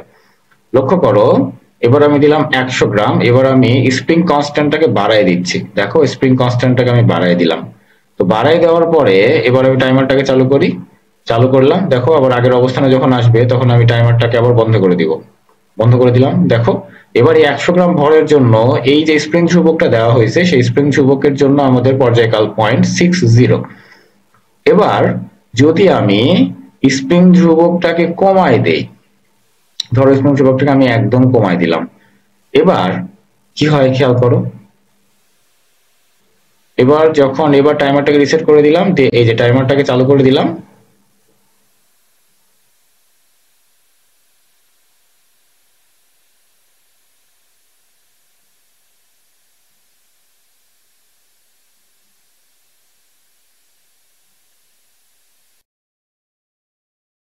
আচ্ছা, এবার লক্ষ্য করো যে এবার আমরা আবার টাইমারটাকে চালু করব। তাহলে দেখো টাইমারটাকে চালু করে দিলাম, এবার আগের অবস্থানে ফেরত চলে আসবে যখন, তখন আমি টাইমারটাকে অফ করে দিলাম। দেখো লক্ষ্য করো, আগের বার যখন আমাদের স্প্রিং কনস্ট্যান্টের মানটা বেশি ছিল তখন আমার পর্যায়কাল ছিল কত, কম, 0.60। কিন্তু এবার দেখো যখন আমি স্প্রিং কনস্ট্যান্টটাকে কমাই দিছি তখন সেই অবস্থাতে দেখো আমার পর্যায়কালের মানটা বৃদ্ধি পাইছে। তাহলে আমরা বলছিলাম যে স্প্রিং ধ্রুবকের সাথে পর্যায়কালটা কি ছিল, ব্যস্তানুপাতিক। যে যদি স্প্রিং ধ্রুবককে বাড়ানো হয় তাহলে পর্যায়কাল কমবে, যদি স্প্রিং ধ্রুবককে কমানো হয় তাহলে পর্যায়কাল বাড়বে। ওকে, দেখো এবার তোমাদেরকে একটু দেখানোর চেষ্টা করতেছি যে পেন্ডুলাম বা সরল দোলকটা কিভাবে কাজ করে। পেন্ডুলাম বা সরল দোলকটা অ্যাকচুয়ালি সেখানে কি কি থাকে পর্যায়কালের ভিতরে, দৈর্ঘ্য, লেন্থ। দেখো ডান পাশে লক্ষ্য করো যে তোমার এখানে দৈর্ঘ্য দেওয়া আছে, এই যে ভরটা দেওয়া আছে হলো ববের ভর। তো এই যে ববের ভরটাকে আমরা চাইলে কমাইতে পারবো, আর ববের ভরটাকে চাইলে আমরা বাড়াইতে পারবো। তো আপাতত আমরা 1 কেজিতে রাখতেছি ববের ভরকে। এবং দেখো উপরে আছে লেন্থ, লেন্থ মানে দৈর্ঘ্য। দেখো এই যে সুতার দৈর্ঘ্য, যেই দৈর্ঘ্য দিয়ে এই বস্তুটাকে ঝুলানো আছে, তো এইটাকে আমরা আপাতত 0.70 মিটারে রাখলাম। এবং এইখানে দেখো গ্র্যাভিটি, পৃথিবীর জন্য আমরা দেখতেছি, আর এখানে ফ্রিকশন হলো 0, ফ্রিকশন, আমরা একটা ফ্রিকশনলেস দোলক নিলাম। তো এবার খেয়াল করো যে আমরা এটাকে দোল দিব, এবং দোল দিয়ে যে টাইমার দেখতে পাচ্ছ, এই টাইমারে আমরা হিসাব করে দেখবো যে পর্যায়কালের কিরকম পরিবর্তন হয় দৈর্ঘ্য চেঞ্জ করলে। তো দৈর্ঘ্য যদি আমরা চেঞ্জ করে ফেলি তাহলে সেক্ষেত্রে কি হবে, দেখো দৈর্ঘ্য প্রথমে 0.70 মিটার, এই অবস্থায় আমি একটা দোল দিতে চাই। তো ধরো এই রকম করে আমি উঠাই নিলাম, নিয়ে এখান থেকে ছেড়ে দিলাম, দিয়ে আমি এখানে টাইমারটা দিয়ে হিসাব করব। দেখো এই যে দোল চলতেছে। তো আমাদের এই দোলের মাঝখানে আমরা এই পয়েন্টে ডান দিকে যখন আসবে তখন আমি টাইমারটাকে চালু করব। দেখো টাইমারটাকে চালু করে দিলাম। এবার আবার ওই জায়গাতেই যখন ফেরত চলে আসবে তখন আমরা আবার টাইমারটাকে অফ করে দিব, দিয়ে দেখবো যে আমাদের দোলনকাল বা পর্যায়কাল কত হলো।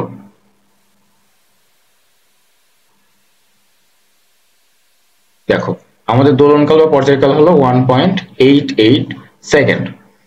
তো এবার যদি আমরা এই 1.88টা তোমরা একটু মনে রাখো। দেখো এবার আমরা দৈর্ঘ্যটাকে চেঞ্জ করব। আমরা কি বলছিলাম যে পর্যায়কালের সাথে দৈর্ঘ্যটা হয় সমানুপাতিক, তার মানে যদি দৈর্ঘ্য বাড়ানো হয় পর্যায়কাল বাড়বে বা দোল দিতে বেশি সময় নিবে। তাহলে আমরা দৈর্ঘ্যটাকে একটু বড় করে দেখি। দেখো দৈর্ঘ্যটাকে একটু বড় করে দিলাম 1 মিটার। এবার এই অবস্থায় আমি পর্যায়কালটাকে আবার হিসাব করব, টাইমারকে রিসেট করে দিলাম। দিয়ে দেখো এই টাইমারটাকে এই মুহূর্তে যদি আমি চালু করে দেই এবং আগের অবস্থানে ফেরত আসা পর্যন্ত আমি টাইম নিব, দেখবো কত আসে।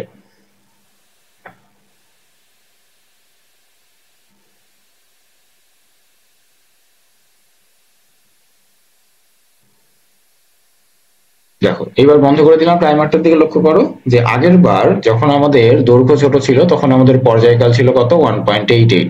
এবং যখন আমি দৈর্ঘ্যটাকে বাড়াই দিলাম তখন দেখো আমাদের টাইমারে পর্যায়কাল বা দোলনকাল কত শো করতেছে, 2.17। তার মানে পর্যায়কাল বৃদ্ধি পাইছে।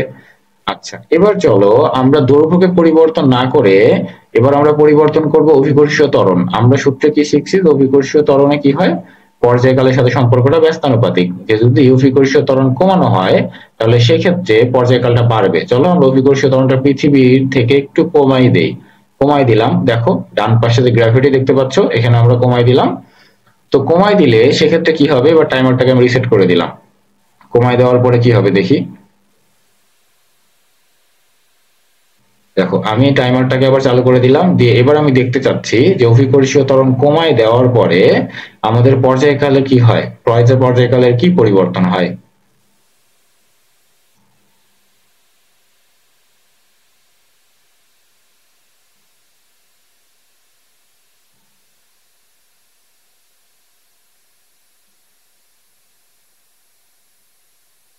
দেখো আমাদের আগের বার পর্যায়কাল কত ছিল, আগের বার পর্যায়কাল ছিল 2 পয়েন্ট সামথিং। এবার খেয়াল করে দেখো যে যখন আমরা অভিকর্ষীয় ত্বরণটাকে কমাই দিলাম তখন সেই অবস্থাতে আমাদের পর্যায়কালের টাইমারে খেয়াল করো যে পর্যায়কালটা বৃদ্ধি পেয়ে এবার আমাদের পর্যায়কালটা হলো 3.25। তার মানে যখন আমরা অভিকর্ষীয় ত্বরণটাকে কমাই দিলাম তখন আমাদের পর্যায়কালটা বৃদ্ধি পাইলো। আমরা কিন্তু সূত্রেও সেম জিনিসটাকেই বলছিলাম যে পর্যায়কাল যদি কমানো হয় তাহলে অভিকর্ষীয় ত্বরণ অবশ্যই বৃদ্ধি পাবে। তরঙ্গ, চলো আমাদের এই অধ্যায়ের প্রথম শব্দ তরঙ্গ, আমরা সেই তরঙ্গের আলোচনায় চলে আসছি। তরঙ্গ কি? তরঙ্গ কি? তরঙ্গ হলো শক্তি সঞ্চালনের মাধ্যম, শক্তি প্রেরণের মাধ্যম।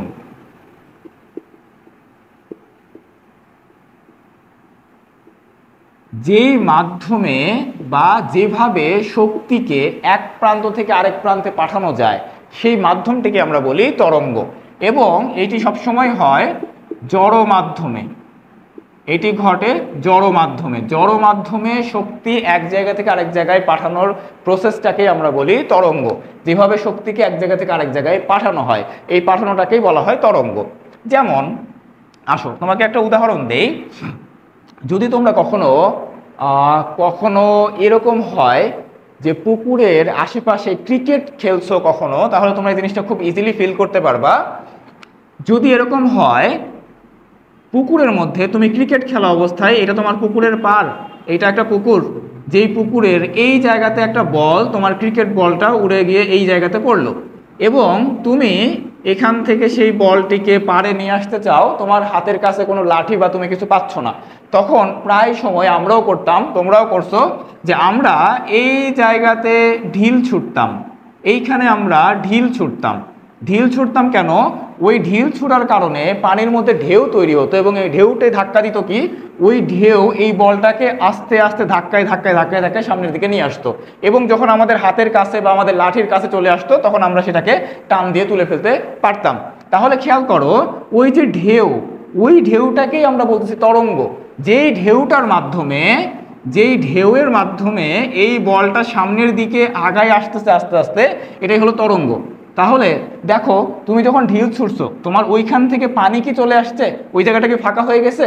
না, ওখান থেকে তো পানি চলে আসতেছে না, ওখানে পানির কণাগুলা ওই জায়গা থেকেই শুধুমাত্র আপ ডাউন করে ওই পানির কণাগুলা তরঙ্গ বা ঢেউয়ের মাধ্যমে সেই বলটাকে সামনের দিকে আস্তে আস্তে আস্তে আস্তে তীরের দিকে এগিয়ে দিচ্ছে। তো এইটাই হলো শক্তি পাঠানোর মাধ্যম, যে আমি ওইখানে শক্তি দিলাম এবং শক্তিটা ঢেউয়ের মাধ্যমে বা তরঙ্গের মাধ্যমে তীরের দিকে চলে আসতেছে এবং ওই শক্তির সাথে এই বলটাও আস্তে আস্তে আস্তে আস্তে আগায় চলে আসতেছে। এই বলের নিচে এইখানে যেই পানির কণাগুলো আছে, এই পানির কণাগুলো কিন্তু বলের সাথে সাথে চলে আসতেছে না, এই কণাগুলা শুধু ওইখানে আন্দোলনের মাধ্যমে বা আপ ডাউন করার মাধ্যমে এই বলটিকে সামনের দিকে পাঠিয়ে দিচ্ছে। তাহলে এই বলটি সামনের দিকে আস্তে আস্তে চলে আসার এই মাধ্যম বা এই শক্তি সঞ্চালন বা শক্তি প্রেরণের মাধ্যমটাই হলো তরঙ্গ। তরঙ্গ চলার জন্য যে জড় মাধ্যম, এই জড় মাধ্যমের মধ্যে কঠিন, তরল এবং বায়বীয়, এই তিনটি মাধ্যমেই তরঙ্গ চলতে পারে, এই তিনটি মাধ্যমেই তরঙ্গ চলতে পারে। তাহলে তরঙ্গকে যদি আমরা খুব ইজিলি ব্যাখ্যা করতে চাই বা বুঝতে চাই, একটি মাধ্যমের, জড় মাধ্যমের কণাগুলোর আন্দোলনের ফলে, কণাগুলির আন্দোলনের ফলে যেই শক্তি তৈরি হয়, ওই শক্তির সঞ্চালনের যে মাধ্যম, আন্দোলনের কারণে। এখন তোমার প্রশ্ন হতে পারে যে এখানে কণাগুলো আন্দোলিত হচ্ছে কেন, ভাইব্রেশন হচ্ছে কেন? কারণ এই যে আমি ইট ছুড়লাম, দেখো আমি যখন ইট ছুড়লাম তখন ওই জায়গায় যে পানির কণাগুলো ছিল সেই কণাগুলো গতিশক্তি প্রাপ্ত হয়, ওই কণাগুলোর মধ্যে কম্পন তৈরি হয়, কারণ এই ঢিলের কারণে এই ঢিল গিয়ে ওই পানির কণাগুলোকে শক্তি দেয়। এবং ওই কম্পনের কারণে প্রত্যেকটা কোণা পাশাপাশি একজন কম্পিত হয়, তার সাথে আরেকজন, তার সাথে আরেকজন, এরকম করে প্রত্যেকটা কোণা একে অপরের সাথে যুক্ত থাকার কারণে তারা কম্পিত হতে থাকে এবং এই কম্পনের ফলেই তৈরি হয় মূলত এইরকম একটা ঢেউ। আর এই ঢেউটাকেই আমরা বলি তরঙ্গ। যেই ঢেউয়ের মাধ্যমে শক্তি এইখান থেকে এদিকে আসতেছে বাট পানি সরে আসতেছে না, তো এটাকেই আমরা বলে থাকি মূলত তরঙ্গ। তাহলে এইটাই হলো সেই তরঙ্গ, এইটাকেই আমরা বলে থাকি তরঙ্গ। এই তরঙ্গের বিভিন্ন বৈশিষ্ট্য আছে, বিভিন্ন প্রকারভেদ আছে, বিভিন্ন রাশি আছে, সেগুলো সম্পর্কে আমরা আস্তে আস্তে আলোচনা করব। আচ্ছা, তাহলে এই তরঙ্গটা শেখার আগে আমরা স্পন্দন গতি নিয়ে এত বিস্তারিত আলোচনা কেন করলাম? কারণ ওই স্পন্দন গতিও এক প্রকার তরঙ্গ। দেখো, ওই স্পন্দন গতি, এই যে স্পন্দন গতি, এই যে স্প্রিং, লক্ষ্য করো, এই যে স্প্রিংটা সাম্যাবস্থানে ছিল, এই স্প্রিংটি ছিল সাম্যাবস্থানে। যখন এটিকে টান দিয়ে আমি প্রসারিত করব, লক্ষ্য করো, এই স্প্রিংটিকে যখন আমি টান দিয়ে প্রসারিত করলাম, এই পর্যন্ত আমি প্রসারিত করলাম, তখন স্প্রিংটি প্রসারিত হওয়ার পরে সংকুচিত হবে, আবার প্রসারিত হবে, সংকুচিত হবে, আবার প্রসারিত হবে, এবং এইভাবে যখন এই দোল চলতে থাকবে, স্পন্দন চলতে থাকবে, এই স্পন্দনকে নিয়ে যদি আমি একটা লেখচিত্র আঁকি, সেই লেখচিত্রটিকেই আমি এরকম একটা তরঙ্গ আকারে পাবো। সেজন্যই এই স্পন্দন গতি এবং তরঙ্গ একে অপরের সাথে কানেক্টেড। এই স্পন্দন গতি এক প্রকারের তরঙ্গ বা এইভাবে শক্তি সঞ্চালন করে। তাহলে এই জন্য আমাদের স্পন্দন গতি সম্পর্কে সব তথ্যগুলো ভালোভাবে জানা উচিত, যেন আমরা তরঙ্গ ভালোভাবে বুঝতে পারি। এই তরঙ্গের বেশ কিছু জিনিসপত্র তোমার জানতে হবে। যেমন এই তরঙ্গের এইটাকে বলা হয় বিস্তার। তাহলে বলো তো, এটা যদি তরঙ্গের বিস্তার হয়, তাহলে এই যে স্প্রিংকে আমি সর্বোচ্চ যে পর্যন্ত প্রসারিত করলাম, সেই প্রসারণটাকে আমরা কি বলবো? বিস্তার। এই সর্বোচ্চ, তাহলে বিস্তার কি? বিস্তার মানে হলো সর্বোচ্চ প্রসারণ। বিস্তার মানে সর্বোচ্চ প্রসারণ। তাহলে সরণ কি? সরণ এবং বিস্তার কখন সেম হবে? যখন প্রসারণটা হবে সর্বোচ্চ। যদি আর মাঝখানে আমি একটা জায়গায় নেই, ধরো এই গতিপথের ভিতরে স্প্রিংটা যখন এই লোডটা এই পর্যন্ত আসবে, এখান থেকে এখানে আসবে, এখানে আসবে, এখানে, এরকম করে আস্তে আস্তে ক্রস করবে না? তো এই গতিপথের মাঝখানে যদি আমি এরকম একটা জায়গাতে চিন্তা করতাম যে স্প্রিংয়ের এই লোডটা যখন এখানে ছিল, তখন তার অবস্থা কেমন? তখন এইটাকে আমি বলবো নর্মাল সরণ। এইটা আমার জন্য শুধুমাত্র সরণ এক্স। যখন আমি পুরোটা ধরবো যে সর্বোচ্চ যেই পর্যন্ত গেল, আর যেতে পারতেছে না, এটা তখন হবে আমার বিস্তার। আচ্ছা, দেখো তো, এই যে প্রসারিত হলো, এই যে আমি টান দিয়ে প্রসারিত করলাম, এই যে সর্বোচ্চ বিন্দু, এইটা হলো সেই সর্বোচ্চ বিন্দু। এরপরে দেখো পিছনে ব্যাক করতে করতে এই যে সাম্যাবস্থানকে ক্রস করছে, এই যে সাম্যাবস্থান, এই যেখানে ছিল ওই অবস্থানকে ক্রস করলো, করে আবার সংকুচিত হলো সর্বোচ্চ পরিমাণে, ধরো এই পর্যন্ত, এই যে সেই বিন্দুটা, ঠিক আছে, সেই বিন্দুটা হলো এইটা। এরপরে আবার এই জায়গাতে আসলো, এই যে বিন্দু হলো সেটা, এরপরে আবার সর্বোচ্চ অবস্থানে গেল, এই যে দেখো এই বিন্দু হলো সেটা। তাহলে এই গতিপথটাকে যদি আমি, এই যাত্রাটাকে বারবার আপ ডাউন করা এই অবস্থাটাকে যদি আমি গ্রাফে বসাইতে চাই বা লেখচিত্র হিসেবে দেখাতে চাই, তাহলে সেই পথটাই হবে একটা এরকম ঢেউ বা তরঙ্গ। তাহলে এই তরঙ্গের এটাকে আমরা বলতেছি বিস্তার। এবার তরঙ্গের, তাহলে দেখো এই তরঙ্গের কি থাকবে? দেখো, তাহলে এই তরঙ্গের এটা হলো বিস্তার, তাহলে আর থাকবে কি? পর্যায়কাল। তাহলে পর্যায়কাল কি? একটা পূর্ণ স্পন্দন সম্পন্ন করতে, একটা পূর্ণ স্পন্দন সম্পন্ন করতে যে সময় লাগে সেটা হলো পর্যায়কাল। এখান থেকে আমাদের শুরু হবে, দেখো এখান থেকে আমাদের যাত্রা শুরু হচ্ছে, আমরা কি বলছিলাম? একটি পূর্ণ স্পন্দন। পূর্ণ স্পন্দন কি? এখান থেকে শুরু করে এই পর্যন্ত আসবে, তাহলে এখানে মানে কি? সর্বোচ্চ বিন্দু। এই খেয়াল করো, সর্বোচ্চ বিন্দু। তাহলে সর্বোচ্চ বিন্দু থেকে আবার সংকুচিত হলো, এই যে সর্বনিম্ন বিন্দু পর্যন্ত আসলো, আবার এখান থেকে সর্বোচ্চ বিন্দু পর্যন্ত গেল, এই পর্যন্ত। তাহলে এইখান থেকে এই পর্যন্ত যেতে যেই টাইম লাগবে সেটাই হলো পর্যায়কাল। একই কথা যদি আমরা ধরতাম এখান থেকে, যদি ধরো আমরা এখান থেকে কাউন্ট করতাম সাম্যাবস্থান থেকে, ধরো সাম্যাবস্থান থেকে, তাহলে সাম্যাবস্থান থেকে ডানে গেল, আবার সেখান থেকে বামে আসলো, তাহলে সাম্যাবস্থান থেকে ডানে যাওয়া মানে সর্বোচ্চ বিন্দু, আবার বামে আসা মানে সর্বনিম্ন বিন্দু, আবার সাম্যাবস্থানে ফেরত চলে আসা মানে এই জায়গাতে। তাহলে এইটুকু থেকে তুমি যে সময়টা পাবা সেই সময় হবে পর্যায়কাল, ঠিক আছে? তাহলে এই সময়টাকে আমরা বলবো তরঙ্গের পর্যায়কাল। এবং এখান থেকে আমরা আরও কিছু জিনিস পাই। এই বিন্দুটাকে বলা হয় তরঙ্গ শীর্ষ। এই বিন্দুটার নাম, তার নাম হলো দশা। দশা, দশা মানে অবস্থা। দশা মানে হলো অবস্থা। আমরা বলি না যে বেহাল দশা মানে খুব খারাপ অবস্থা, ঠিক সেম ভাবে দশা মানে হলো অবস্থা। অবস্থা কিভাবে আমরা হিসাব করব দেখো, এই যাত্রাপথ স্প্রিং বা তরঙ্গ, স্প্রিং বা তরঙ্গ, দেখো এই তরঙ্গের মধ্যে এই বিন্দুটা খেয়াল করো তো, এই যে এই বিন্দু, এই বিন্দুটা কি বিন্দু ছিল, এই যে সাম্যাবস্থান, এখান থেকে ডানে গেল, আবার পুরো বামে আসলো, আবার এখানে ব্যাক করলো, এখান থেকে ডানে বামে আবার মাঝখানে এই অবস্থানে, তাহলে আবার যখন আগের অবস্থানে ফেরত চলে আসলো, তাহলে দেখো এই অবস্থা এবং এই অবস্থা, এই দুইটা বিন্দুর অবস্থা কি একই অবস্থা না?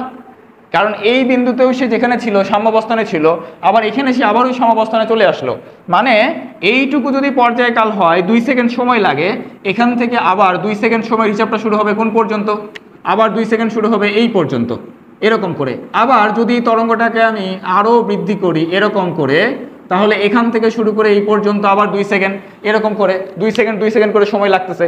তার মানে আমাদের এখান থেকে এই পর্যন্ত একটা পূর্ণ স্পন্দন শেষ, একটা পূর্ণ স্পন্দন শেষ হয়ে গেলে এই বিন্দু এবং এই বিন্দুর অবস্থা বা দশা হবে একই দশা।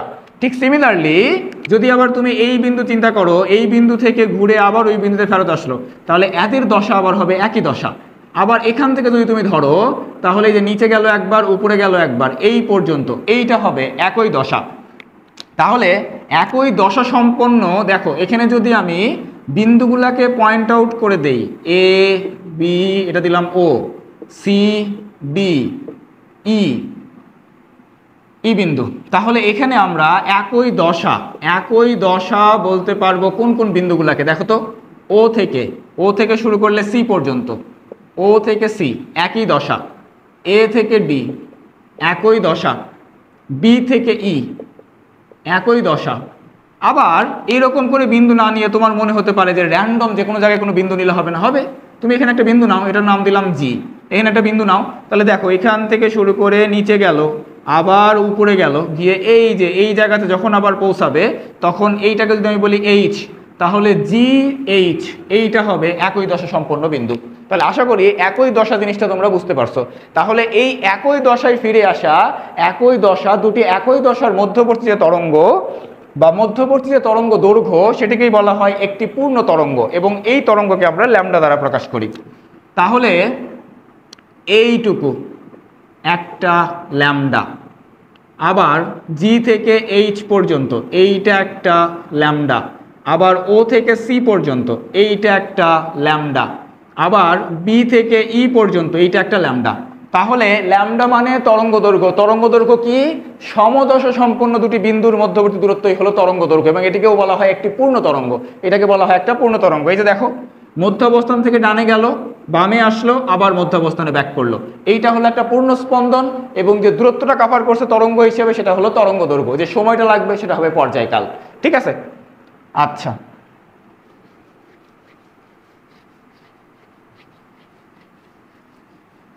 আসো, বেগ কাকে বলে? একই সময়ে স্মরণ, একক সময়ে স্মরণ, একক সময়ে স্মরণই হলো বেগ না, একক সময়ে স্মরণের হার। তাহলে একক সময়ে স্মরণ, ক্যাপিটাল টি মানে কি? পর্যায়কাল না? একটু তরঙ্গের দিকে তাকাও দেখি, এই যে তরঙ্গ, এই যে তরঙ্গটা কি ছিল, এই তরঙ্গের এখান থেকে এই পর্যন্ত আসতে যেই টাইমটা লাগে সেটাই কি? Capital T. এবং এই টাইমে সে কতটুকু দূরত্ব কভার করে? ল্যামডা পরিমাণে। এইটাকে আমরা বলছি একটা পূর্ণ তরঙ্গ বা তরঙ্গ দৈর্ঘ্য। তাহলে আমরা বলতে পারি যে টি সেকেন্ড সময়ে তার দূরত্বটা কত হয়? ল্যামডা। তাহলে 1 সেকেন্ড সময়ে তার দূরত্ব কত হবে? Lambda by T. তাহলে এই যে 1 সেকেন্ড সময় বা একক সময়ে, 1 সেকেন্ড সময় বা একক সময়ে যে দূরত্ব, যেই সরণ বা দূরত্বটা হয় সেটাই কি? বেগ। তাহলে ভি সমান আমরা কি বলবো? Lambda by T. এবার ভি ইজ ইকুয়াল টু, দেখো তো, ল্যামডা ইন্টু 1/t লেখা যায়। তাহলে ভি সমান, ওই যে দেখো, এফ সমান 1/t। তাহলে আমরা বলতে পারবো এফ ল্যামডা, যেখানে এইটা হলো তরঙ্গের বেগ, এফ হলো কম্পাঙ্ক, আর ল্যামডা হলো তরঙ্গ দৈর্ঘ্য। তাহলে যদি তোমার তরঙ্গ দৈর্ঘ্য জানা থাকে, কম্পাঙ্ক জানা থাকে, তুমি তরঙ্গের বেগ বের করতে পারবা। এবং এই তরঙ্গের বেগটা তিনটা মাধ্যমের জন্য 3 রকম হয়। কঠিন মাধ্যমে তরঙ্গের বেগ হয় সবচেয়ে বেশি, কঠিন মাধ্যমে তরঙ্গের বেগ হয় সবচেয়ে বেশি। কেন সবচেয়ে বেশি হয়? একটু চিন্তা করো। কঠিন মাধ্যমে প্রত্যেকটা কণা পাশাপাশি থাকে, এদের মধ্যে আন্তঃআণবিক দূরত্ব কম হয়, এদের মধ্যে আন্তঃনাবিক শক্তি খুব বেশি হয়। তো আমরা জানি তরঙ্গ মানে কি শক্তি সঞ্চালন। তাহলে যদি প্রত্যেকটা কোণা কাছাকাছি থাকে তাহলে সেই শক্তিগুলোকে ইজিলি সঞ্চালিত করা সম্ভব, একজন আরেকজনকে বা একটা কোণা আরেকটা কোণাকে খুব ইজিলি শক্তি ট্রান্সফার করতে পারবে।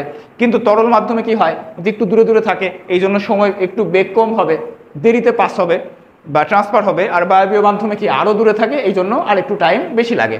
তাহলে কঠিন মাধ্যমে তরঙ্গ খুব দ্রুত চলে, তরলে তার চেয়ে একটু কম বেগ, বায়বীয়তে তার চেয়ে বেগ আর একটু কম। ঠিক আছে? আচ্ছা, এবার তরঙ্গ সম্পর্কে আমাদের বেশ কিছু রাশি যেগুলো জানার ছিল সেই রাশিগুলো নিয়ে আমরা আলোচনা করলাম। দেখো, এবার তোমাদেরকে আমি দেখাবো যে তরঙ্গে কিভাবে কাজ করে এবং তরঙ্গের তরঙ্গ দৈর্ঘ্য বা একটা পূর্ণ তরঙ্গের বিস্তার, এই সকল জিনিসপত্র নিয়ে তোমাদেরকে একটু দেখানোর চেষ্টা করবো। দেখো, এই যে লক্ষ্য করো, এই যে তরঙ্গ, তো এই তরঙ্গটা কি তরঙ্গ দেখো তো। তরঙ্গের কোণাগুলো খেয়াল লক্ষ্য করো, উপরে এবং নিচে আন্দোলিত হচ্ছে। তরঙ্গের কোণাগুলো উপরে এবং নিচে আন্দোলিত হচ্ছে, কিন্তু তরঙ্গের প্রবাহ বা শক্তিটা প্রবাহ হচ্ছে ডান দিকে। তাহলে তোমরা আগেই দেখছো যে এই তরঙ্গটাকে কি বলা হয়, অনুপ্রস্থ তরঙ্গ। তাহলে এই তরঙ্গে দেখো, এই তরঙ্গটার এই যে এখানে লেখা আছে অ্যামপ্লিটিউড মানে বোঝায় বিস্তার। বিস্তার মানে আমরা কি বলছিলাম যে সর্বোচ্চ উপরে বা নিচে যতটুকু দূরত্ব অতিক্রম করে। তো দেখো, যদি বিস্তারটাকে আমি বাড়াই দেই বা কমাই, দেখো বিস্তারটাকে যদি আমি বাড়াই দেই, দেখো তরঙ্গটা এই যে লক্ষ্য করো, তরঙ্গটা কি হচ্ছে যে বেশি উঁচু পর্যন্ত উঠতেছে। এবং যদি আমি বিস্তারটাকে কমাই দেই, দেখো বিস্তারটাকে অনেক কমাই দিলাম, এবার লক্ষ্য করো যে তরঙ্গের বিস্তারটা কমাই দেওয়ার কারণে এই যে উপরে ওঠা এবং নিচে নামাটাকে লক্ষ্য করো যে আগের চেয়ে কিন্তু অনেকটাই কমে গেছে, অনেকটাই কমে আসছে। দেখো আমি এই একদম কমাই দিলাম তরঙ্গের বিস্তার একদম কমাই দিলাম, 0.25 সেন্টিমিটার নিলাম। যদি এটাকে রিস্টার্ট করি তাহলে দেখো এই যে 0.25 সেন্টিমিটার বিস্তারের জন্য এইরকম ভাবে তরঙ্গটা এই পর্যন্ত দোল দিবে, এই পর্যন্ত তরঙ্গটা উঠবে। এবং যদি আমি তরঙ্গের বিস্তারটাকে বাড়াই দেই, দেখো কত বাড়াই দিলাম, 1 সেন্টিমিটার নিলাম। দেখো তাহলে 1 সেন্টিমিটার যখন নিলাম, এবার যদি আমি এটাকে রিস্টার্ট করি, 0.98 আসছে। আচ্ছা দেখো, এবার যদি রিস্টার্ট করি তাহলে লক্ষ্য করো এবার তরঙ্গটা বড় তরঙ্গ হবে, এটাকেই বলা হয় বিস্তার। ঠিক আছে? আচ্ছা, এবার আমরা বিস্তার একটা জায়গাতে ফিক্স করি দিয়ে 0.60। এবার আমরা ফ্রিকোয়েন্সিটাকে লক্ষ্য করব, খেয়াল করো ফ্রিকোয়েন্সি কত, 1.50 হার্জ। এবার এই ফ্রিকোয়েন্সির জন্য, এই বিস্তারের জন্য এই তরঙ্গটা, ঠিক আছে। এবার যদি আমরা ফ্রিকোয়েন্সিকে বাড়াই দেই তাহলে কি হয়, চলো দেখি, একটু দেখে আসি। 2.93 হার্জ দিলাম, দিয়ে যদি আমরা রিস্টার্ট করি তাহলে দেখো এবার অনেক দ্রুত তরঙ্গটা, দেখো কিভাবে অনেক দ্রুত চলতেছে তরঙ্গটা। ঠিক আছে? ফ্রিকোয়েন্সি বা কম্পাঙ্ক, আমরা কি বলছিলাম যে ফ্রিকোয়েন্সি বাড়ানো মানে কি 1 সেকেন্ডে বেশি দোল দিবে। তাহলে 1 সেকেন্ডে বেশি দোল দেওয়া মানে কি, যে দোলটা তাড়াতাড়ি হবে অল্প সময়ে।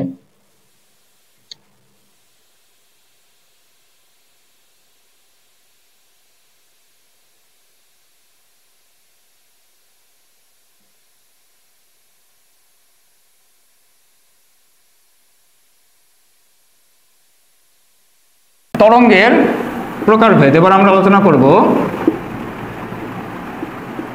তরঙ্গের প্রকারভেদ, দেখো তরঙ্গের প্রকারভেদ।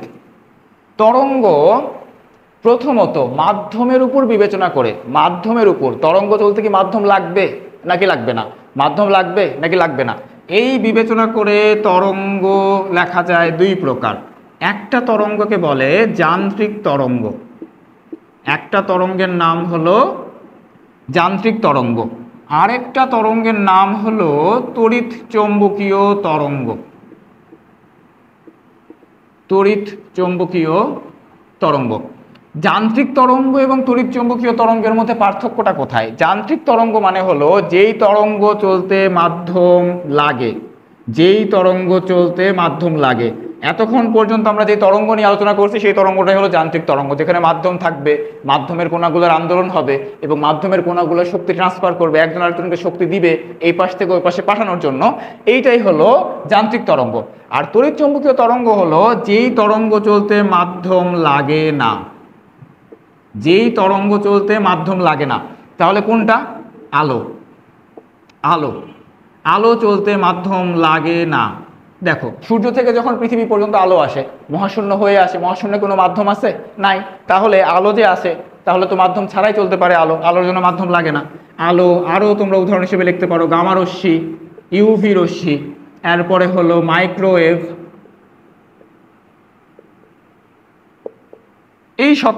এই সকল তরঙ্গ, যেই তরঙ্গগুলা চলতে মাধ্যম লাগে না। আমরা শুধুমাত্র এখানে আলো দেখতে পাই, এগুলাকে আমরা দেখতে পাই না। এই তরঙ্গগুলা চলতেও মাধ্যমের প্রয়োজন পড়ে না, এগুলাকে বলে তড়িৎচুম্বকীয় তরঙ্গ। আর যান্ত্রিক তরঙ্গ হলো যে তরঙ্গ চলতে মাধ্যম লাগে। ওকে, চলো এবার আমরা আলোচনা করব তরঙ্গের আরো দুইটা প্রকারভেদ। নিয়ে আলোচনা করব। একটা হলো অনুপ্রস্থ তরঙ্গ, একটা তরঙ্গ হলো অনুপ্রস্থ তরঙ্গ, আরেকটা তরঙ্গ হলো অনুদৈর্ঘ্য তরঙ্গ। অনুপ্রস্থ তরঙ্গের আবার আরো একটা নাম আছে, সেটা হলো আর তরঙ্গ। অনুদৈর্ঘ্য তরঙ্গের আরো একটা নাম আছে, যেটার নাম হলো লম্বিক তরঙ্গ। আর তরঙ্গ বা লম্বিক তরঙ্গ। দেখো আর তরঙ্গ এবং লম্বিক তরঙ্গ। অনুপ্রস্থ তরঙ্গটা কি খেয়াল করো। অনুপ্রস্থ তরঙ্গ হলো পানির যে ঢেউ, এই ঢেউটাই হলো অনুপ্রস্থ তরঙ্গ। এই যে পানির ঢেউ, সেই ঢেউটা অনুপ্রস্থ তরঙ্গ। কিভাবে? অনুপ্রস্থ তরঙ্গ কারা? যে তরঙ্গে মাধ্যমের কণাগুলোর আন্দোলন মানে কি? কণাগুলো কাঁপাকাঁপি করে কোন দিকে?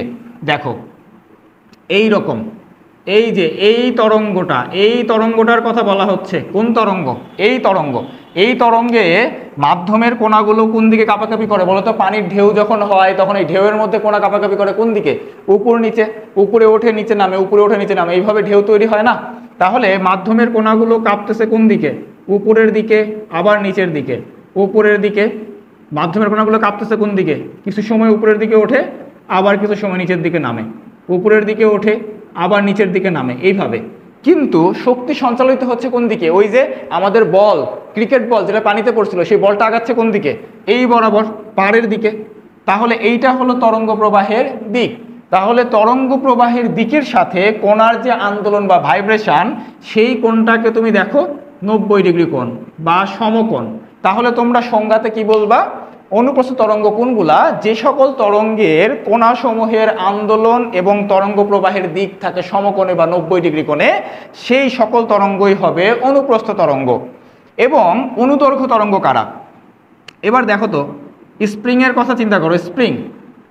স্প্রিং এর কথা, এই যে স্প্রিং, এই স্প্রিংটা নিয়ে যদি তুমি একটু চিন্তা করো, তাহলে দেখবা এই স্প্রিংকে, এটা ছিল সাম্যাবস্থান। যখন এই স্প্রিংকে যখন আমি প্রসারিত করলে কণাগুলো আন্দোলিত হচ্ছে কোন দিকে? এই বরাবর, এদিকে যায় এদিকে আসে, এদিকে যায় এদিকে আসে, এরকম করে আপ ডাউন করে, এরকম আপ ডাউন করে। তাহলে এইভাবে যদি আপ ডাউন করে, তাহলে কণাগুলার আন্দোলনের দিক বা কণাগুলার ভাইব্রেশনের দিক কোন দিকে? এদিক ওদিক, এরকম। এবং তুমি যদি স্প্রিংয়ের সামনে দাঁড়াও, যদি স্প্রিংটা খুবই শক্তিশালী হয়, তোমাকে কি করবে? ধাক্কায় ফেলে দিবে কোন দিকে? ওই দিকে। তাহলে তরঙ্গ প্রবাহের দিক বা শক্তি সঞ্চালনের দিকটাও কোন দিকে? এদিকে। তাহলে শক্তি সঞ্চালন করতেছে ও যেদিকে, কণাগুলোর আন্দোলনও হচ্ছে সেদিকে।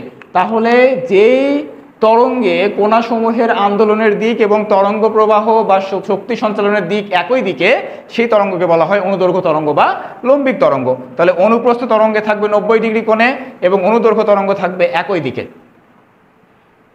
তাহলে অনুদৈর্ঘ্য তরঙ্গ কারা? অনুদৈর্ঘ্য তরঙ্গ হলো স্প্রিং এর তরঙ্গ, এরপরে হলো শব্দ তরঙ্গ, এরপরে শব্দ তরঙ্গ। এই শব্দ তরঙ্গ নিয়ে আমরা মূলত আলোচনা করব, শব্দ নিয়ে এই অধ্যায়ে। তরঙ্গের বৈশিষ্ট্য, যান্ত্রিক তরঙ্গের জন্য মাধ্যম লাগে। আমরা আগেই বলছি যে দুইটা তরঙ্গের মধ্যে যান্ত্রিকে মাধ্যম লাগে, তড়িৎচুম্বকীয় তরঙ্গে মাধ্যম লাগে না। এবং সেই মাধ্যমটা কি? কঠিন, তরল, বায়বীয় যে কোনো মাধ্যম হতে পারে। কণাগুলো নিজ স্থান থেকে স্পন্দিত হয়। কণাগুলো কি করে? নিজ স্থানে থেকে স্পন্দিত হয়, নিজ জায়গা থেকে স্পন্দিত হয়। কণাগুলো কিন্তু সরে যায় না। যেমন যদি তুমি পানির কথা চিন্তা করো, পানির মধ্যে রেল ছুড়লে কি হয়? সেই পানিটা শক্তি নিয়ে তীরে গিয়ে ধাক্কা দেয়, তার মানে শক্তি ট্রান্সফার করে। পানি কিন্তু ওই জায়গা থেকে সরে চলে আসতেছে, বিষয়টা কিন্তু এরকম না। ওই পানির কণাগুলো ওই জায়গাতেই আপ ডাউন করে বা আন্দোলিত হয় এবং সে তীর পর্যন্ত শক্তিটাকে পৌঁছিয়ে দেয়। যেমন আমরা ওই যে পুকুরে ঢিল ছুঁড়ে বল কাছে নিয়ে আসার যে উদাহরণটা দেখলাম। এরপরে দেখো, শক্তি এক স্থান থেকে অন্য স্থানে যেতে পারে, এক স্থান থেকে আরেক স্থানে কি যায়? শক্তি যায়। এবং এই যে শক্তি, এই শক্তিটা হয় বিস্তারের বর্গের সমানুপাতে। কিরকম?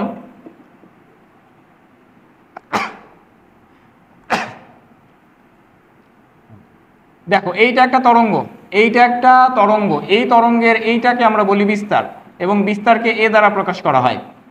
যদি তরঙ্গের বিস্তারটা বড় হয় তাহলে শক্তি বেশি হবে, এটাই বোঝানো হচ্ছে। তরঙ্গের বিস্তার যদি এরকম বড় হয়, তরঙ্গ যদি বড় হয়, বড় তরঙ্গ হলে তখন সেক্ষেত্রে শক্তির মানটা বেশি হবে। কত বেশি হবে? বর্গের সমানুপাতিক। তাহলে তোমাকে এমসিকিউতে জিজ্ঞাসা করতে পারে কোনো তরঙ্গের বিস্তার দ্বিগুণ বাড়ানো হলে বা দ্বিগুণ করা হলে শক্তি কত হবে? 4 গুণ। 5 গুণ করা হলে শক্তি কত হবে? 25 গুণ। 6 গুণ করা হলে কত হবে? 36 গুণ। এরপরে বলছে বেগ মাধ্যমের উপর নির্ভরশীল। বেগ মাধ্যমে, ওই যে একটু আগে আমরা বলে আসলাম, মাধ্যমে কি হয়? কঠিন মাধ্যমে কোণাগুলো খুব কাছাকাছি থাকে, এই জন্য শক্তি ট্রান্সফারটা খুব দ্রুত হয়, তরঙ্গের বেগ বেশি হয়। এবং তরল মাধ্যমে একটু দূরে থাকে জন্য একটু সময় বেশি লাগে, এবং বায়বীয় মাধ্যমে কিছুটা দূরে থাকে জন্য বেশ সময় বেশি লাগে তরঙ্গের বেগের জন্য। এরপরে প্রতিফলন বা প্রতিসরণ ঘটে। তরঙ্গের প্রতিফলন বা প্রতিসরণ ঘটে, এইটা আমরা পরবর্তী অধ্যায়ে, আলো অধ্যায়ে এই প্রতিফলন এবং প্রতিসরণ এগুলো নিয়ে আর পরবর্তী অধ্যায়গুলোতে আমরা বিস্তারিত আলোচনা করব। আচ্ছা, এরপরে আসলে এখানে আমরা আলোচনা করবো উপরিপাতন। এই উপরিপাতন জিনিসটা খুবই গুরুত্বপূর্ণ, এই জিনিসটা আমাদের জানতে হবে। উপরিপাতন জিনিসটা কি? উপরিপাতনটা কি? দেখো, উপরিপাতন মানে তোমরা শব্দ থেকেই বুঝতেছো যে উপরিপাতন মানে একটার উপরে পড়বে আরেকটা। যদি দুটি তরঙ্গ তৈরি হয়, একটা তরঙ্গ এইরকম, এই তরঙ্গ হলো একটা এরকম তরঙ্গ, এবং এই তরঙ্গের সাথে যদি এরকম আরো একটা তরঙ্গ তৈরি হয়, এই রকম একটা তরঙ্গ তৈরি হয়, এই দুইটা তরঙ্গ, তাহলে এই দুইটা তরঙ্গ মিলে একটা বড় তরঙ্গ তৈরি করে। এই তরঙ্গটাকেই বা এই ঘটনাটাকেই বলা হয় তরঙ্গের উপরিপাতন, এবং এইটি হলো উপরিপাতিত তরঙ্গ। তাহলে উপরিপাতন হচ্ছে কিভাবে? দেখো তো, এই যে এটার বিস্তার, এটার বিস্তার যদি তুমি বলো A1, এটার বিস্তার যদি তুমি বলো A2, তাহলে A1 এবং A2 এর যোগফল মিলে এই তরঙ্গটা হবে A1 প্লাস A2, বিস্তার যোগ হবে। যদি এইটা 5 মিটার, এটা 10 মিটার হয়, এই তরঙ্গের বিস্তার তুমি পাবা 15 মিটার। এই ঘটনাটাকেই বলা হয় উপরিপাতন। ঠিক আছে, উপরিপাতনের ফলে বিস্তারটা যোগ হচ্ছে, বড় হচ্ছে। যেমন সমুদ্রের ঢেউ, সমুদ্রের ঢেউ কি হয়? অনেকগুলো ঢেউ আস্তে আস্তে আস্তে আস্তে সমুদ্রের আস্তে আস্তে সব ঢেউগুলো মিলিত হয়ে পাড়ে এসে ধাক্কা দেয়। পাড়ে এসে যখন ধাক্কা দেয় তখন ঢেউটা কি? বড় ঢেউ তৈরি করে, অনেক বড় বিস্তারের ঢেউ ঢেউ তৈরি হয়। এই ঢেউটা তৈরি হয় কিভাবে? অনেকগুলো ঢেউ মিলে মিলে মিলে তারপরে এই উপরিপাতন হয়ে বড় ঢেউ তৈরি করে। এরপরে আবার তুমি এভাবে চিন্তা করতে পারো, ঘরের আলো। যখন আমরা একটা ঘরের ভিতরে লাইট বাড়াই দেই, বেশি আলো দেই, বেশি লাইট ব্যবহার করি, তখন ওই লাইটের তরঙ্গ যেগুলো আছে, আলোর তরঙ্গগুলো, সেই তরঙ্গগুলো উপরিপাতিত হয়, এবং উপরিপাতিত হয়ে আলোর বেশি আলো, তীব্র আলো তৈরি করে। যখন বিস্তার বেশি হয় তখন সে আলোটা তীব্র হয়, তীব্র আলো পাই আমরা। আবার এই ঘটনাটা উল্টা দিকেও ঘটতে পারে। দেখো, এইটা এইভাবে না হয়ে এভাবেও হতে পারে যে একটা তরঙ্গ যদি এরকম হয়, বিপরীত দিকে থাকে, দুইটা বিপরীতমুখী তরঙ্গ যদি একসাথে তৈরি হয়, দুইটা বিপরীতমুখী তরঙ্গ যদি একসাথে মিলিত হয়, দুইটা বিপরীত তরঙ্গ, দেখো এইটার উপরের অংশের সাথে এটা নিচেরটা মিলিত হচ্ছে, তখন আমরা নতুন যে তরঙ্গটা পাবো সেই তরঙ্গটা হবে এদের বিয়োগফল বা পার্থক্য। তাহলে দেখো, যদি A1 আর A2 সমান হয়, এটা যদি হয় 5 মিটার, এইটা যদি হয় 5 মিটার, তাহলে এই উপরিপাতনের ফলে আমরা কোনো তরঙ্গই পাবো না, কারণ এই 5 মিটার এই 5 মিটারকে টান দিয়ে নামাই ফেলবে। আবার যদি এরকম হয় যে এইটা হলো 2 মিটার, তাহলে নিচের দিকে আমরা যে তরঙ্গটা পাবো সেটা হবে 3 মিটারের তরঙ্গ, 3 মিটার বিস্তারের তরঙ্গ। এই দুইটার বিয়োগফল হলো 3 মিটার, তাহলে এইটা আমরা পাবো 3 মিটার। এরকম আশা করি তোমরা উপরিপাতনটা বুঝতে পারতেছো, যে দুইটা তরঙ্গের বিস্তার মিলিত হলে, একই দিকে হলে সেটা উপরিপাতিত হয়ে বড় তরঙ্গ বা বড় বিস্তারের তরঙ্গ তৈরি করবে, আর বিপরীত দিকে হলে তাদের বিয়োগফলের মাধ্যমে তরঙ্গ নাও পাওয়া যেতে পারে, আবার পাওয়া গেলে সেই বিস্তারটা ছোট বিস্তার হবে, ছোট তরঙ্গ তৈরি হবে। এই ঘটনাটিকেই বলা হয় তরঙ্গের উপরিপাতন। দেখো, এখানে একটা জাস্ট খুব সিম্পল, খুব নর্মাল একটা প্রবলেম দেওয়া আছে। আমরা একটা প্রবলেম নিলাম যেখানে A থেকে B পর্যন্ত দূরত্ব দেওয়া আছে 10 মিটার। তোমাকে জিজ্ঞাসা করছে ল্যামডা কত হবে। ল্যামডা মানে কি? ল্যামডা মানে হলো একটা পূর্ণ তরঙ্গ। এখন এখানে আসো তো, আমরা দেখি যে পূর্ণ তরঙ্গটা কোন পর্যন্ত হবে। পূর্ণ তরঙ্গ কোনটা হয়? যারা সমদশা সম্পন্ন। তাহলে এই যে 4টা বিন্দুর মধ্যে সমদশা সম্পন্ন বিন্দু কারা? এখানে এডি, এডি সমান হলো 10 মিটার। এখান থেকে আমাদের ল্যামডা বের করতে হবে। তাহলে এখান থেকে যদি আমরা ল্যামডা বের করতে চাই, ল্যামডা মানে কি? সমদশা সম্পন্ন বিন্দু দুইটার মাঝখানে দূরত্ব, সেটাই তো হয় ল্যামডা। তাহলে সমদশা সম্পন্ন বিন্দু কোন দুইটা দেখো তো? এর সাথে সমদশা কে? সি, এর সাথে সমদশা সি, বি এর সাথে সমদশা ডি। তাহলে এ থেকে সি, ল্যামডা বের করা মানে আমাদের কি বের করতে হবে? এ থেকে সি, এসি এর দূরত্বটা আমাদের বের করতে হবে। আচ্ছা দেখো, এসি যদি ল্যামডা হয়, এটুকু কি হবে? এ বি কি হবে? এ থেকে বি পর্যন্ত কি হবে দেখো তো? এ থেকে বি পর্যন্ত হবে ল্যামডা বাই টু। তাহলে বি থেকে সি পর্যন্ত কি হবে? Lambda by two. সি থেকে ডি পর্যন্ত কি হবে? Lambda by two. তাহলে আমরা যদি এটাকে সলভ করতে চাই, তিনটা lambda by two, lambda by two, lambda by two, lambda by two সমান 10 মিটার। তাহলে টু লসাগু করলে 3 ল্যামডা সমান 20 মিটার। অতএব ল্যামডা সমান আমরা পাবো 20/3 এত মিটার। এটা হলো তরঙ্গ দৈর্ঘ্য। ঠিক আছে, এখন যদি এখানে আরেকটা বিন্দু, এখানে যদি তোমাকে আমি একটা বিন্দু দিতাম, দিয়ে এই প্রবলেমটাকে আমি একটু ঘুরাই দিলাম, দেখো তো, আমি বললাম যে এখানে একটা বিন্দু ডিটা আমি এখানে না দিয়ে ডিটাকে আমি এখানে দিলাম।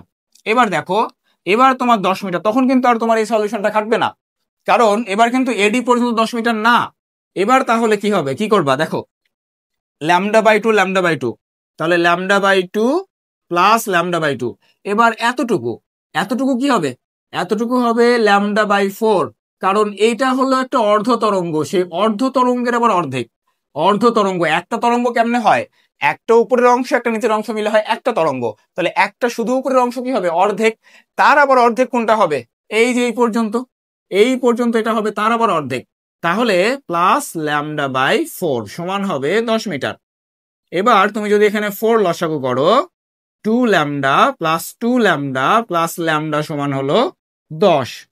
তাহলে 5 ল্যামডা সমান 40। তাহলে ল্যামডা সমান হবে 8 মিটার তরঙ্গ দৈর্ঘ্য।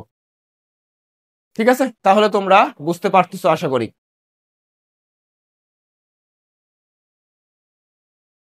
চলো আমরা আলোচনা শুরু করব যে তরঙ্গ নিয়ে যে আমরা আলোচনা করলাম, সেই তরঙ্গ সম্পর্কে কিছু গাণিতিক সমস্যাগুলি দেখার জন্য।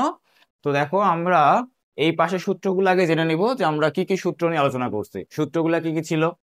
তো আমরা যে সূত্রগুলা লিখে রাখছি, যে সূত্রগুলো আলোচনা করা হয়েছে তোমাদের সাথে একটু আগেই, স্প্রিং এর জন্য দোলনকাল, দোলকের জন্য দোলনকাল, তরঙ্গের বেগ এবং তরঙ্গের কম্পাঙ্ক। চলো আমরা কিছু টাইপ ভিত্তিক প্রবলেম সলভ করি, এরপরে আমরা সৃজনশীল প্রবলেম সলভ করতে যাব। ঠিক আছে, 3 নিউটন/মিটার স্প্রিং ধ্রুবক বিশিষ্ট একটি স্প্রিং এ 10 কেজি ভর ঝুলালে দোলনকাল কত হবে? দেখো তো, তাহলে দোলনকাল চাইছে কি? দোলনকাল, এবং কার দোলনকাল? স্প্রিং এর দোলনকাল। তাহলে স্প্রিং এর জন্য আমাদের সূত্র কি? আচ্ছা, আরেকটা সূত্র আমরা এখানে একটু অ্যাড করে নেই, সেটা হলো স্প্রিং এর বল। স্প্রিং বল F is equal to K X. আচ্ছা দেখো, এবার স্প্রিং এর দোলনকাল, তাহলে স্প্রিং এর দোলনকালের সূত্র তুমি কি জানো? টি ইজ ইকুয়াল টু 2π√m/k। এখন কি কি দেওয়া আছে? এই যে দেখো, দেওয়া আছে কে এর মান, এটাই তো স্প্রিং ধ্রুবক। এরপরে দেওয়া আছে ভর। তাহলে আসো আমরা সূত্র অ্যাপ্লাই করবো, কোনটা দেখেই বুঝতেছো। T is equal to 2π√m। M এর মান কত? 10 কেজি। কে এর মান কত? 15। তাহলে এইটাকে যদি তুমি ক্যালকুলেশন করে ফেলো, তাহলে তুমি যে মানটা পাবা সেটাই হবে তোমার উত্তর। চলো আমরা ক্যালকুলেশন করে দেখি কত আসে। 2π√m/k। তো আমাদের মানটা আসছে 5.1302 এত সেকেন্ড। ওকে, এরপরে আসো পরের প্রবলেমটা দেখো। বলছে কোন স্প্রিং এ 2 কেজি ভর ঝুলালে, কোন স্প্রিং এ 2 কেজি, তাহলে 2 কেজি ভর, এটা কিসের মান? এম এর মান। ঝুলালে এটি 10 সেন্টিমিটার প্রসারিত হয়, এটা এক্স এর মান। এখানে চাইছে দোলনকাল কত। আচ্ছা, তাহলে এখন তুমি একটু খেয়াল করে দেখো তো, যে তোমার এই দোলনকাল বের করতে গেলে সূত্র কোনটা? টি ইজ ইকুয়াল টু 2π√m/k। সেখানে তুমি ভর পাচ্ছ, বাট স্প্রিং ধ্রুবক কে এর মান কিন্তু তুমি পাচ্ছ না। তাহলে স্প্রিং ধ্রুবক কে এর মানটা তোমার বের করে নিতে হবে। কিভাবে বের করবা দেখো, খেয়াল করো। আমরা স্প্রিং ধ্রুবক কে এর মানটার কোথায় কোথায় পাইতে পারি? এই যে স্প্রিং বল, এই বলের ভিতরে আমরা পাবো। তো বলছে যে এত কেজি ভর ঝুলালে, তাহলে তুমি একটু ভাবে চিন্তা করো যে এটা একটা স্প্রিং, এইটা একটা স্প্রিং, যে স্প্রিং এ তুমি একটা ভর ঝুলাই দিছো। তাহলে তুমি যদি এখানে একটা ভরকে ঝুলাই দাও, তাহলে স্প্রিংটা কি হবে? প্রসারিত হবে। তাহলে স্প্রিং যদি প্রসারিত হয়, প্রসারিত হওয়ার কারণটা কি? এখানে বলটা কি? এমজি বল না, ওজন বল। যে ওজন বলের কারণে এটা প্রসারিত হচ্ছে। তাহলে আমরা বলতে পারবো এখানে সমাধানে F is equal to K x. দেখো, তাহলে এফ মানে এখানে কোন বল কাজ করতেছে, এমজি বল। তাহলে এমজি সমান কে এক্স। তাহলে এখান থেকে তুমি কে সমান লিখতে পারো এমজি বাই এক্স। তাহলে এম মানে হলো বস্তুর ভর, যে বস্তুটাকে আমি ঝুলাই দিলাম, তাহলে 9.8, এবং এক্স মানে হলো প্রসারণ কত, 10 সেন্টিমিটার। এটাকে তুমি অবশ্যই মিটার করে নিবা। তাহলে 10 সেন্টিমিটারকে মিটার করলে কত হয়, 0.1 মিটার। 1 সেন্টিমিটার সমান মিটার করতে হলে তাকে 100 দিয়ে ভাগ করতে হবে। তাহলে 10কে 100 দিয়ে ভাগ করলে পাওয়া যায় 0.1। তাহলে খেয়াল করো এখানে কত পাচ্ছি আমরা, কে এর মানটা 2 × 9.8 divided by 0.1। Okay, 196 newton per metre. এবার তাহলে তোমার কে এর মানটা রেডি হয়ে গেছে। এবার তুমি আসো দোলনকাল। তাহলে দোলনকাল 2π√m/k। তাহলে এবার এখানে বসায় দাও 2π√m। এম মানে হলো বস্তুর ভর 2 কেজি, কে হলো 196। ওকে, তাহলে আমরা ক্যালকুলেশন করে ফেলি। 2/196 তাহলে আসে 0.6347। একবারে লিখে দিলাম এত সেকেন্ড। দেখো তাহলে আরেকবার একটু বলে দেই, এখানে আমরা এই কাজটা কেন করলাম। এই কাজটা আমরা এই জন্য করলাম যে আমাদের পর্যায়কাল বা দোলনকাল বের করতে গেলে কি লাগবে, কে লাগবে। ভর তো দেওয়াই আছে, ওই কে এর মানটা বের করার জন্য আমরা এই সূত্রটাকে ফলো করছি। ঠিক আছে, আশা করি বুঝতে পারছো তোমরা। ওকে, দেখো এখানে একটা প্রবলেম নিলাম আমরা, বলছে 5 নিউটন পার মিটার স্প্রিং চুম্বক বিশিষ্ট একটি স্প্রিং এ কত ভর ঝুলালে। তাহলে কত ভর ঝুলালে বলতে তোমাকে কি বের করতে বলছে, দেখো তো। বের করতে বলছে এম এর মান, এবং এইটা কিসের মান দেওয়া আছে, কে। আর দেখো এখানে বলছে সেকেন্ড দোলক। সেকেন্ড দোলক একটু মনে করো তো, আমরা পড়ার মাঝখানে বলছিলাম যে সেকেন্ড দোলক মানে হলো যেই দোলকের পর্যায়কাল বা দোলনকাল হয় 2 সেকেন্ড। তাহলে তোমার এখানে এই সকল ইনফরমেশন গুলো দেওয়া আছে, তুমি তাহলে বের করবা কি এম এর মান। দেখো কোন সূত্র ইউজ করবো, যে প্রথমটা স্প্রিং এর পর্যায়কাল। তাহলে আমরা জানি টি ইজ ইকুয়াল টু 2π√m/k। তাহলে এবার আমরা জানি যার মান বের করতে হবে তাকে বামে নিয়ে আসতে হবে। তাহলে উভয় পাশে আমরা বর্গ করে দিই, দেখো রুটটা তাহলে উঠে যাবে 4π² m/k। এবার যদি তুমি আর গুণন করে নাও, তাহলে t²k সমান তুমি পাবা 4π²m। তাহলে 4π² m সমান t²k। এবার m সমান t²k ডিভাইডেড বাই 4π²। এবার টি হলো দোলনকাল 2 সেকেন্ড, মান বসাই দিলাম। কে এর মান দেওয়া আছে 5, 4π²। চলো দেখি এবার আমরা ক্যালকুলেশন করে দেখি কত আসে মানটা। 0.5066 এত কেজি। ঠিক আছে, ওকে, চলো আমরা পরের প্রবলেমে চলে যাই। দেখো এখানে আরো দুইটা প্রশ্ন নিছি। প্রশ্নটা কি, একটি দোলকের সুতায় 2 কেজি ভরের, 2 কেজি ভর দেওয়া আছে, পাথর বেঁধে 2 সেকেন্ডে একটি দোল দেয়। দুলতে দিলে 2 সেকেন্ডে একটি দোল দেয়। তাহলে একটা দোল দেওয়া মানে কি, পর্যায়কাল বা দোলনকাল, সুতার দৈর্ঘ্য কত। এখন তাহলে তুমি এখানে কোন সূত্রটা ইউজ করবা, দেখো এই যে দোলকের পর্যায়কালের সূত্রটা ইউজ করবা। এখানে কি ভর আছে, ভর নাই। তাহলে ভরটা তোমাকে দিতে পারে মাঝে মাঝে কনফিউজ করার জন্য, ভর কিন্তু তোমার এখানে কোনো কাজে লাগবে না। তাহলে আসো আমরা যদি সূত্রে বসাই দিই, টি ইজ ইকুয়াল টু 2π√L/g। তাহলে চাইছে কি, সুতার দৈর্ঘ্য। চলো তাহলে আমরা উভয় পাশে বর্গ করে নেই। বর্গ করে নিলে এই জিটা এই পাশে গুণ হবে, তাহলে আমরা লিখবো t²g সমান 4π²L। তাহলে তুমি এল সমান লিখতে পারো t²g ডিভাইডেড বাই 4π²। এবার তুমি এখানে মান বসায় দাও, দোলনকাল 2 সেকেন্ড, তারপরে 9.8 অভিকর্ষীয় ত্বরণ, আর 4π²। তাহলে তুমি এখানে অ্যান্সারটা বের করে ফেলতে পারবা। এবার তুমি এই প্রশ্নটুকু খেয়াল করো, দেখো তো এখানেও সুতার দৈর্ঘ্য চাইছে, বাট এখানেও সুতার দৈর্ঘ্য চাইছে। এখন এখানে দেওয়া আছে কি এক্সট্রা করে, ববের ব্যাসার্ধ। তুমি একটু খেয়াল করো যে একটা সূত্র আমরা শিখছিলাম পড়ার সময়, সূত্রটা ছিল এরকম যে আমরা বলছিলাম কার্যকরী দৈর্ঘ্য ক্যাপিটাল এল সমান স্মল এল প্লাস আর। সেখানে আমরা স্মল এল মানে বলছিলাম সুতার দৈর্ঘ্য, আর ক্যাপিটাল এলটাকে বলছিলাম কার্যকরী দৈর্ঘ্য। এখন তোমার মনে হতে পারে যে তাহলে যেহেতু উপরের প্রশ্নে সুতার দৈর্ঘ্য চাইছে, তো এখানে আমি এই এল এর জায়গাতে এল প্লাস আর কেন লিখলাম না। কারণ কি, দেখো তোমার ক্লাসের জন্য, যেহেতু তোমার ক্লাসে এই সূত্রটাকে সেভাবে শেখানো হয় না বা বইয়েও এই সূত্রটাকে ইনক্লুডেড করা নাই, তো সেই হিসাবে তোমাকে যখন সুতার দৈর্ঘ্য বের করতে বলবে কিন্তু প্রশ্নে কোথাও ববের কথা বলা নাই, ববের ব্যাসার্ধ বলা হয়নি, তখন তুমি সুতার দৈর্ঘ্যটাকে কার্যকরী দৈর্ঘ্য হিসেবে এল এর মান বের করে দিবা। বাট দ্বিতীয় প্রশ্নটা দেখো, যেখানে তোমাকে ববের ব্যাসার্ধ উল্লেখ করে দিছে, ববের ব্যাসার্ধ উল্লেখ করে দেওয়া মানে তখন তোমাকে এটা ভাঙতে হবে স্মল এল প্লাস আর। দেখো পার্থক্যটা বুঝতে পারতেছো কিনা? পার্থক্যটা হলো যে এখানে সুতার দৈর্ঘ্য চাইছে, বাট তুমি এখানে সুতার দৈর্ঘ্যটাকে কার্যকরী দৈর্ঘ্য হিসেবে বের করবা, কারণ এখানে ববের কথা কিছু বলা হয়নি, ববের ব্যাসার্ধের কথা বলা হয়নি। বাট এখানে যেহেতু ববের ব্যাসার্ধ বলা হয়েছে, সুতরাং তোমাকে এই কার্যকরী দৈর্ঘ্যটাকে ভাঙতে হবে সুতার দৈর্ঘ্য প্লাস আর দিয়ে। ওকে, আসো তাহলে এটা আমরা কিভাবে করবো একটু দেখি। দেখো একটি সেকেন্ড দোলক, তাহলে সেকেন্ড দোলক মানে টি এর মান কত? সেকেন্ড দোলক মানে টি এর মান কত? 2 সেকেন্ড। এবং ববের ব্যাসার্ধ কোনটা? Small R. এবার তাহলে আসো আমাদের বের করতে হবে সুতার দৈর্ঘ্য। সুতার দৈর্ঘ্য কি? Small L. তো আসো আমরা সূত্রে বসাই দেই। T is equal to 2 pi root over capital L by G, বা টি ইজ ইকুয়াল টু উভয় দিকে বর্গ করে একবারে, দেখো আমরা এইটাকে লিখতে পারবো না, এল সমান যেহেতু উপরে করছি একবারে লিখে ফেলি, তাহলে T square G divided by 4 pi square. এবার দেখো আমরা এই ক্যাপিটাল এলটাকে লিখবো স্মল এল প্লাস আর, তাহলে হবে T square G divided by 4 pi square. এখন যদি আমরা এই পাশে আসি তাহলে স্মল এল সমান, দেখো আরটা এই পাশে যোগ হয়ে আছে, এই পাশে গেলে বিয়োগ হবে, তাহলে T square G divided by 4 pi square minus small R. এবার তুমি এখানে মানগুলাকে বসাই দাও। টি এর মান 2 সেকেন্ড, জি এর মান 9.8, 4 পাই স্কোয়ার মাইনাস স্মল আর মানে হলো 2 সেন্টিমিটার, তাহলে 2/100, কারণ এটাকে আমরা মিটার করে নিলাম। এখন তুমি এখানে মান বসাই দাও, তাহলে যা আসবে সেটাই উত্তর। চলো দেখি কত আসে।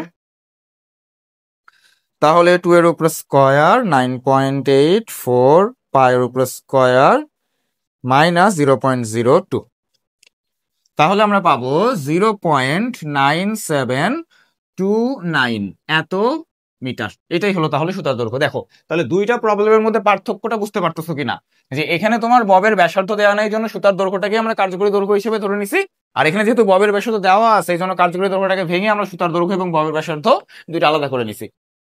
ঠিক আছে, চলো পরবর্তী প্রবলেমে আমরা চলে যাই। তো দেখো এখানে একটা অঙ্ক দেখতে পাচ্ছি আমরা, যেখান থেকে আমাদের ভি বেগ বের করতে বলছে। তাহলে দেখো তরঙ্গের বেগ কি? ভি সমান এফ ল্যামডা। তাহলে ভি সমান এফ ল্যামডা। খেয়াল করো এফ মানে কি? কম্পাঙ্ক, এই যে দেওয়া আছে 60 হার্জ, এবং ল্যামডা, ল্যামডা কোনটা দেখো তো, এই যে দৈর্ঘ্যটা দেখো, এইটা কি? একটা তরঙ্গ।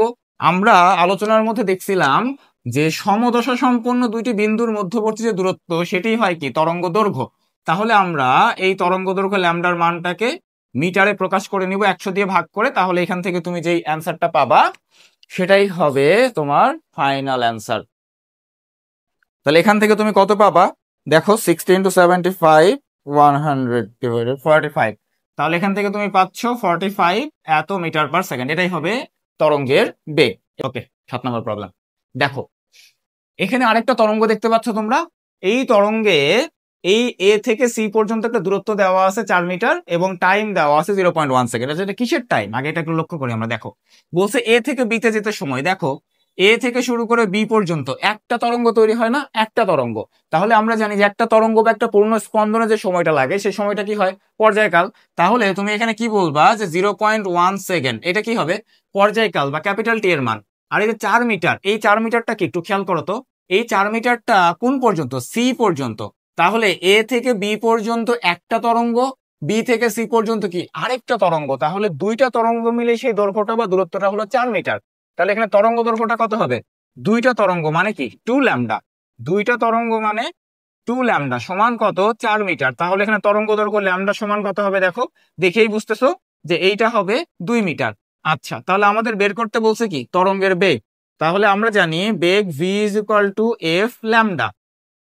তাহলে এফ এর মান কি দেওয়া আছে? দেওয়া নাই, বাট আমরা তো জানি যে এফ সমান কি লেখা যায়? 1/t। তাহলে 1/t সাথে থাকবে ল্যামডা। তাহলে 1/t, টি মানে হলো পর্যায়কাল, টি মানে হলো পর্যায়কাল 0.1 সেকেন্ড, এবং ল্যামডা, ল্যামডা মানে হলো তরঙ্গ দৈর্ঘ্য কত? 2 মিটার। তাহলে এখান থেকে তুমি পাবা 20 মিটার পার সেকেন্ড। এটাই হবে তোমার এই তরঙ্গটা, যে তরঙ্গটা চলতেছে তার বেগ। দেখো তাহলে আমরা বোর্ড কোশ্চেন নিলাম আমরা কিন্তু আপাতত শব্দের যে প্রবলেমগুলো আছে, শব্দ রিলেটেড যেগুলো, সেগুলোকে আমরা অ্যাভয়েড করতেছি। আমরা শব্দের আলোচনা করব, তারপর আমরা শব্দের প্রবলেম সলভ করতে যাবো। এগুলো শুধুমাত্র আমরা তরঙ্গ রিলেটেড প্রবলেমগুলোকে সলভ করতেছি। তাহলে দেখো, ঢাকা বোর্ড 24-এর একটা প্রশ্ন নিলাম, যেখানে প্রথম প্রশ্ন বা গ নম্বরে বলছিল যে সুতার দৈর্ঘ্য 99 সেন্টিমিটার হলে দোলনকাল কত হবে। দেখো, এটা তোমরা নিজেরাই পারবা, এটা সুতার দৈর্ঘ্য, ঠিক না? তাহলে সুতার দৈর্ঘ্য দেওয়া আছে, তোমাকে দোলনকাল টি বের করতে বলছে। তুমি কোন সূত্র ইউজ করবা? এই যে এই সূত্রটা, এই দোলকের সূত্রটা ইউজ করবা। এখন তোমার আবারও সেম প্রবলেম মনে হতে পারে যে আপনি তো পড়ানোর সময় বলছিলেন যে সুতার দৈর্ঘ্য থাকলে এই কার্যকরী দৈর্ঘ্যকে ভাঙতে হবে সুতার দৈর্ঘ্য প্লাস ববের ব্যাসার্ধ দিয়ে। দেখো, এই প্রশ্নে কোথাও তোমাকে ববের ব্যাসার্ধের কথা বলেনি। তার মানে সুতার দৈর্ঘ্য মানে কি, এই উপরের যে এল, ওই এল এর মানটাই ডিরেক্ট দেওয়া আছে। তুমি জাস্ট এখানে কি করবা, এই দৈর্ঘ্যটাকে তুমি বানাই নিবা 0.99 মিটার, সেন্টিমিটার থেকে মিটার বানাবা। জি এর মান তো তুমি জানোই, জি এর মান হলো 9.8 মিটার পার সেকেন্ড স্কোয়ার। তুমি এই মান দুইটাকে বসাই দাও, তুমি টি এর মান বের করে ফেলতে পারবা খুব ইজিলি। আসো এবার পরের প্রবলেমটা, ঘ নাম্বার। ঘ নাম্বারে দুইটা তরঙ্গ দেওয়া আছে, দিয়ে বলছে যে এ ও বি এর পর্যায়কালের তুলনা করো। তার মানে আমাদের এর জন্য পর্যায়কাল বের করতে হবে, বি এর জন্য পর্যায়কাল বের করতে হবে। এখন এই তুলনা করা বলতে অ্যাকচুয়ালি বোঝায় তুমি ভাগ করে একটা অনুপাত বের করে দেখাই দিবা। এই তুলনা যদি বলে তাহলে তুমি একটা ভাগ করে অনুপাত বের করে দিবা। দেখো, তাহলে আমরা এর জন্য পর্যায়কাল বের করি। তাহলে পর্যায়কাল আমরা বের করব, তরঙ্গের পর্যায়কাল বের করতে এখানে আমরা কোন সূত্র ইউজ করব? দেখো, পর্যায়কাল বের করার জন্য, পর্যায়কাল মানে কি, একটা পূর্ণ দোল সম্পন্ন করতে হবে, একটা পূর্ণ স্পন্দনে যতটুকু সময় লাগে সেই সময়টা। বাট এখানে দেওয়া আছে দূরত্ব, এই দূরত্বটা হলো এই পর্যন্ত। মানে এইটা হলো দুইটা তরঙ্গের জন্য 8 সেন্টিমিটার, দুইটা তরঙ্গের জন্য। তাহলে তুমি এর জন্য তরঙ্গ দৈর্ঘ্য কত পাবা? দেখো তো, দুইটা তরঙ্গ মিলে 8 সেন্টিমিটার, তাহলে একটা তরঙ্গ কত হবে? 4 সেন্টিমিটার হবে। একটা তরঙ্গ 4 সেন্টিমিটার, 0.04 মিটার হবে। আবার যদি তুমি পরের বি এর দিকে লক্ষ্য করো, বি এর ছবিটা দেখো, এখানে একটা তরঙ্গই কিন্তু 8 সেন্টিমিটার। তাহলে একটা তরঙ্গই যদি 8 সেন্টিমিটার হয়, তাহলে এটা কি হবে? 0.08 মিটার। এবার এখান থেকে আমাদের পর্যায়কাল বের করতে হবে। তাহলে এখানে আমরা পর্যায়কালটা কিভাবে বের করব? দেখো, ল্যামডা, ল্যামডার পর্যায়কাল এবং ল্যামডা পর্যায়কালের সাথে ল্যামডার সম্পর্ক তরঙ্গ দৈর্ঘ্য দিয়ে, এই যে আমরা বেগ, বেগ সমান কিন্তু এটাও লিখতে পারি। দেখো, যেহেতু এফ মানে 1/t, তার মানে আমরা বেগ সমান কি লিখতে পারি? λ/t। বেগ সমান λ/t লেখা যায়, কারণ যেহেতু এফ মানে 1/t। তাহলে ওই সূত্র যদি আমি ব্যবহার করি, দেখো তো, তাহলে বেগের সাথে আমি λ/t এইটা পাবো। এখন তুমি বলতে পারো যে বেগ তো দেওয়া নাই, বেগ আমরা কোথায় পাবো? তোমার জানতে হবে যে বেগ কখন চেঞ্জ হয়। আমরা তরঙ্গের বেগ আলোচনা করার সময় কি বলছিলাম, যে বেগ বিভিন্ন মাধ্যমে বিভিন্ন রকম হয়। কঠিন মাধ্যমে একরকম হয়, তরলে একরকম হয়, বায়বীয়তে একরকম হয়। তাহলে যেহেতু এখানে তোমাকে কোনো মাধ্যমের কথা উল্লেখ করে স্পেসিফিক ভাবে বলেনি, তাহলে তুমি ধরে নিবা যে দুইটা তরঙ্গ একই মাধ্যমে গতিশীল, একই মাধ্যমে চলমান। অথবা তোমাকে প্রশ্নে বলে দিতে পারে যে যে কোনো মাধ্যমে দুইটা তরঙ্গের কথা বলা হচ্ছে। তার মানে সেই যে কোনো মাধ্যমে যদি তরঙ্গের কথা বলা হয়, তাহলে সেখানে অবশ্যই মাধ্যম যেহেতু সেম, তার মানে তরঙ্গের বেগ সেম হবে। আচ্ছা, এবার তাহলে আসো, আমরা বলতে পারবো যে এইটার এইটার এবং দুইটার জন্য যদি তরঙ্গের বেগ একই হয়, একই বেগ, তাহলে ভি এ সমান ভি বি, তরঙ্গের বেগ সমান। এবার দেখো, তরঙ্গের বেগ যদি সমান হয়, তাহলে তরঙ্গের বেগ, এইটার জন্য বেগের মান বসাবো, এটার জন্য বেগের মান বসাবো λ/t। তাহলে λ/a/t/a সমান λ/b/t/b। এবার আমাদের দরকার কি? আমাদের দরকার হলো পর্যায়কালের অনুপাত বা পর্যায়কালের তুলনা। তাহলে টি এটাকে উপরে উঠাই দিলাম, তাহলে λ/bটা নিচে চলে আসবে। তাহলে λ/a/λ/b এরকম হবে। তাহলে ল্যামডার মান বসাই দাও। দেখো, এর মান 0.04, 0.04, এখানে 0.08। তাহলে তুমি পাবা, যে পর্যায়কাল বা দোলনকালের অনুপাতটা হবে 1:2। এটাই হলো তুলনা। অথবা তুমি বলতে পারো যে একটা একটা দ্বিগুণ, এভাবেও হয়, তুলনাটাকে এইভাবেও করা যায়। আচ্ছা, এখানে আমরা এইটা লিখে দেই হাফ। ওকে, তাহলে এইভাবে তুমি তুলনা করতে পারো, বা তুমি এটাকে গুণ করে দিয়েও বলতে পারতো যে টি বি সমান 2TA, এইভাবে তুমি লিখতে পারতা। তাহলে এটা আমাদের প্রবলেম সলভ হয়ে গেল। দেখো, এখানে আমরা একটা প্রবলেম নিলাম, যে প্রবলেমটা রাজশাহী বোর্ড 2023-এ আসছে। এইটা হলো তোমার প্রশ্ন। দেখো, প্রশ্নে কি কি দেওয়া আছে, দুইটা মাধ্যমের কথা বলছে। প্রথম মাধ্যমে তরঙ্গ দৈর্ঘ্য 0.4 মিটার এবং তরঙ্গের বেগ 160 মিটার পার সেকেন্ড। বি মাধ্যমে তরঙ্গের বেগ দেওয়া নাই, বা এক্স দেওয়া আছে, সেটাকে আমরা এক্স ধরে নিলাম, বা এক্সটা দেওয়া থাকতে পারে বা ফাঁকা থাকতে পারে এই জায়গাটা। তরঙ্গ বেগ হলো 240 মিটার পার সেকেন্ড। বলছে বস্তুটি একটি নির্দিষ্ট কম্পাঙ্কে কম্পিত হচ্ছে, তার মানে এই বস্তুর জন্য কম্পাঙ্ক সেম, এ মাধ্যমেও যা কম্পাঙ্ক বি মাধ্যমেও সেম কম্পাঙ্ক। এবং গ নাম্বারে বলছে যে এ মাধ্যমে পর্যায়কাল কত। আসো আমরা গ থেকে সলভ করা শুরু করি। গ নাম্বারটা কি হবে দেখি। আসো গ নাম্বারে এ মাধ্যমে পর্যায়কাল কত, তাহলে এ মাধ্যমে পর্যায়কাল বের করার জন্য আমাদের পর্যায়কাল কি, ওই যে দেখো ভি সমান ল্যামডা বাই টি, ওখান থেকে তো আমরা ইজিলি বের করতে পারবো, কারণ কি এই যে তোমার যে মানটা দেওয়া আছে এটাই তো ল্যামডা, আর এই যে এটাই তো ভি। তাহলে ভি আর ল্যামডা যদি দেওয়া থাকে তাহলে আমরা কি লিখতে পারি, ভি সমান ল্যামডা বাই টি।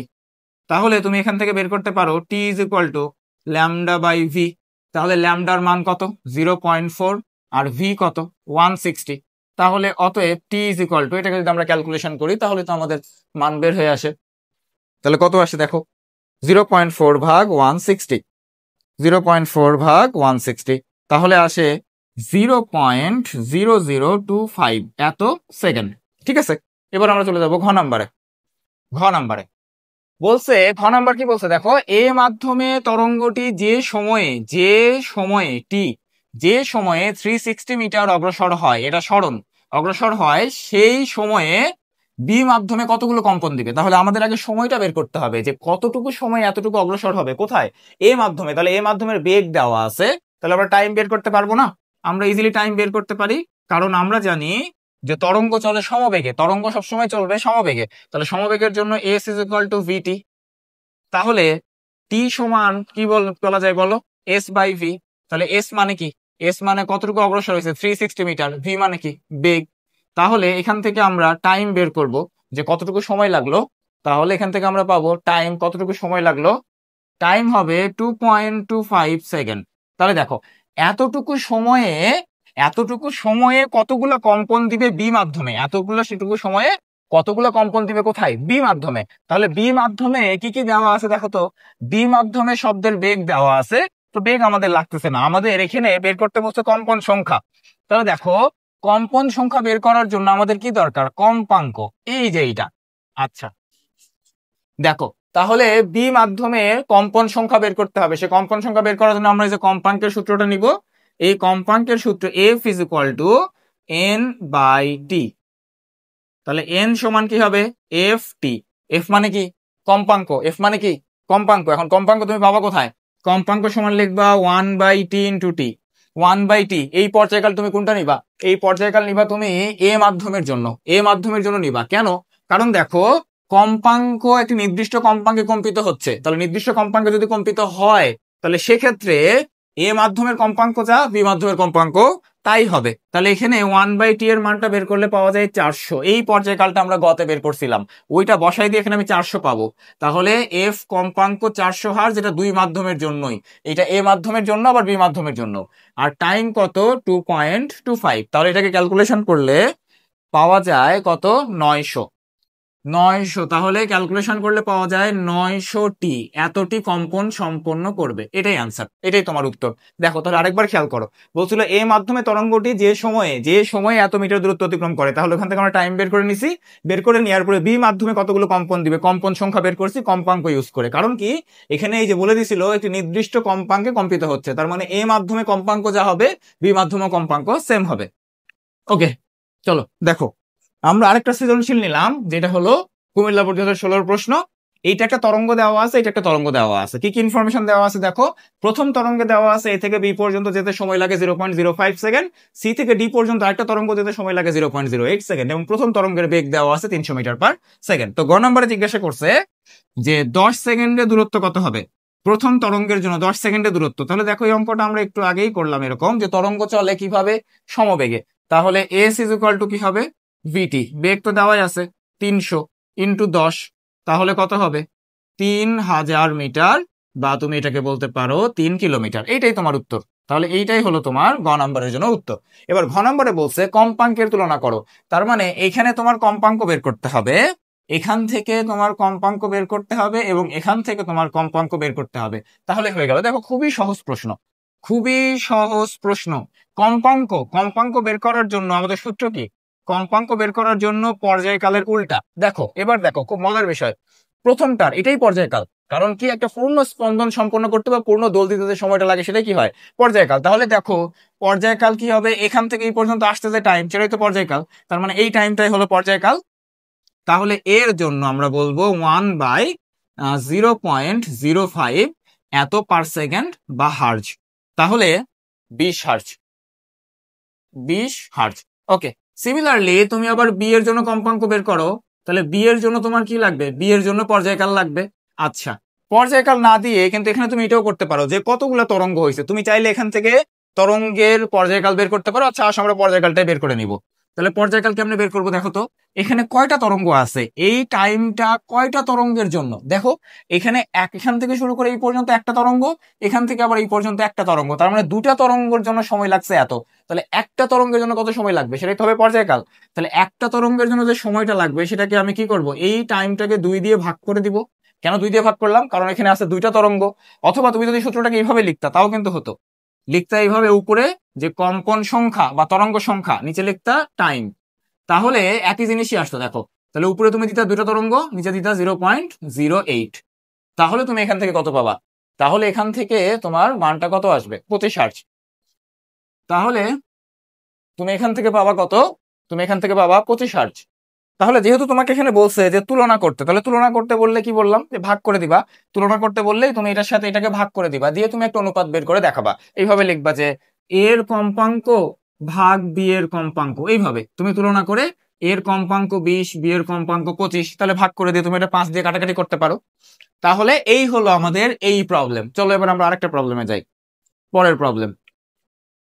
দেখো এখানে একটা প্রবলেম দেওয়া আছে, বলছে একটি স্প্রিং এ 0.5 কেজি ভর ঝুলালে, তাহলে এটা কিসের মান, এম এর মান, এত কেজি ভর, এবং এত সেন্টিমিটার 10 সেন্টিমিটার, এটা কিসের মান, সরণ এক্স। তাহলে স্প্রিং ধ্রুবক নির্ণয় করো। খুবই সহজ, কিভাবে করব, F is equal to K x, এই সূত্র কিন্তু দিয়ে কিন্তু অলরেডি আমরা অঙ্ক করে আসছি একটা। আবার দেখো, তাহলে 1 নাম্বার সলিউশনে F is equal to K X, তাহলে এফটা বসবে কি, এমজি, কারণ কি ভর ঝুলানোর পরে ওইখানে দেখছিলাম আমরা যে ঝুলাই দিলে নিচের দিকে প্রসারিত হয়, কারণ কি ওজন বলের কারণে। তাহলে এখান থেকে যদি আমরা কে বের করতে চাই তাহলে হবে mg/x, তাহলে মান বসাই দাও। এম মানে হলো ভর, ভর দেওয়া আছে 0.5, 9.8, আর এক্স হলো 10 সেন্টিমিটার, সেটাকে তুমি যদি 0.1 লেখো তাইলেই হবে, কারণ এটাকে আমাদের মিটার হিসেবে লিখতে হবে। মিটার কেন করলাম, কারণ এই যে অভিকর্ষীয় ত্বরণ জি এর মানটা 9.8 মিটার পার সেকেন্ড স্কয়ারে থাকে এই জন্য। তাহলে আমরা এখানে কত পাবো, 49 নিউটন পার মিটার।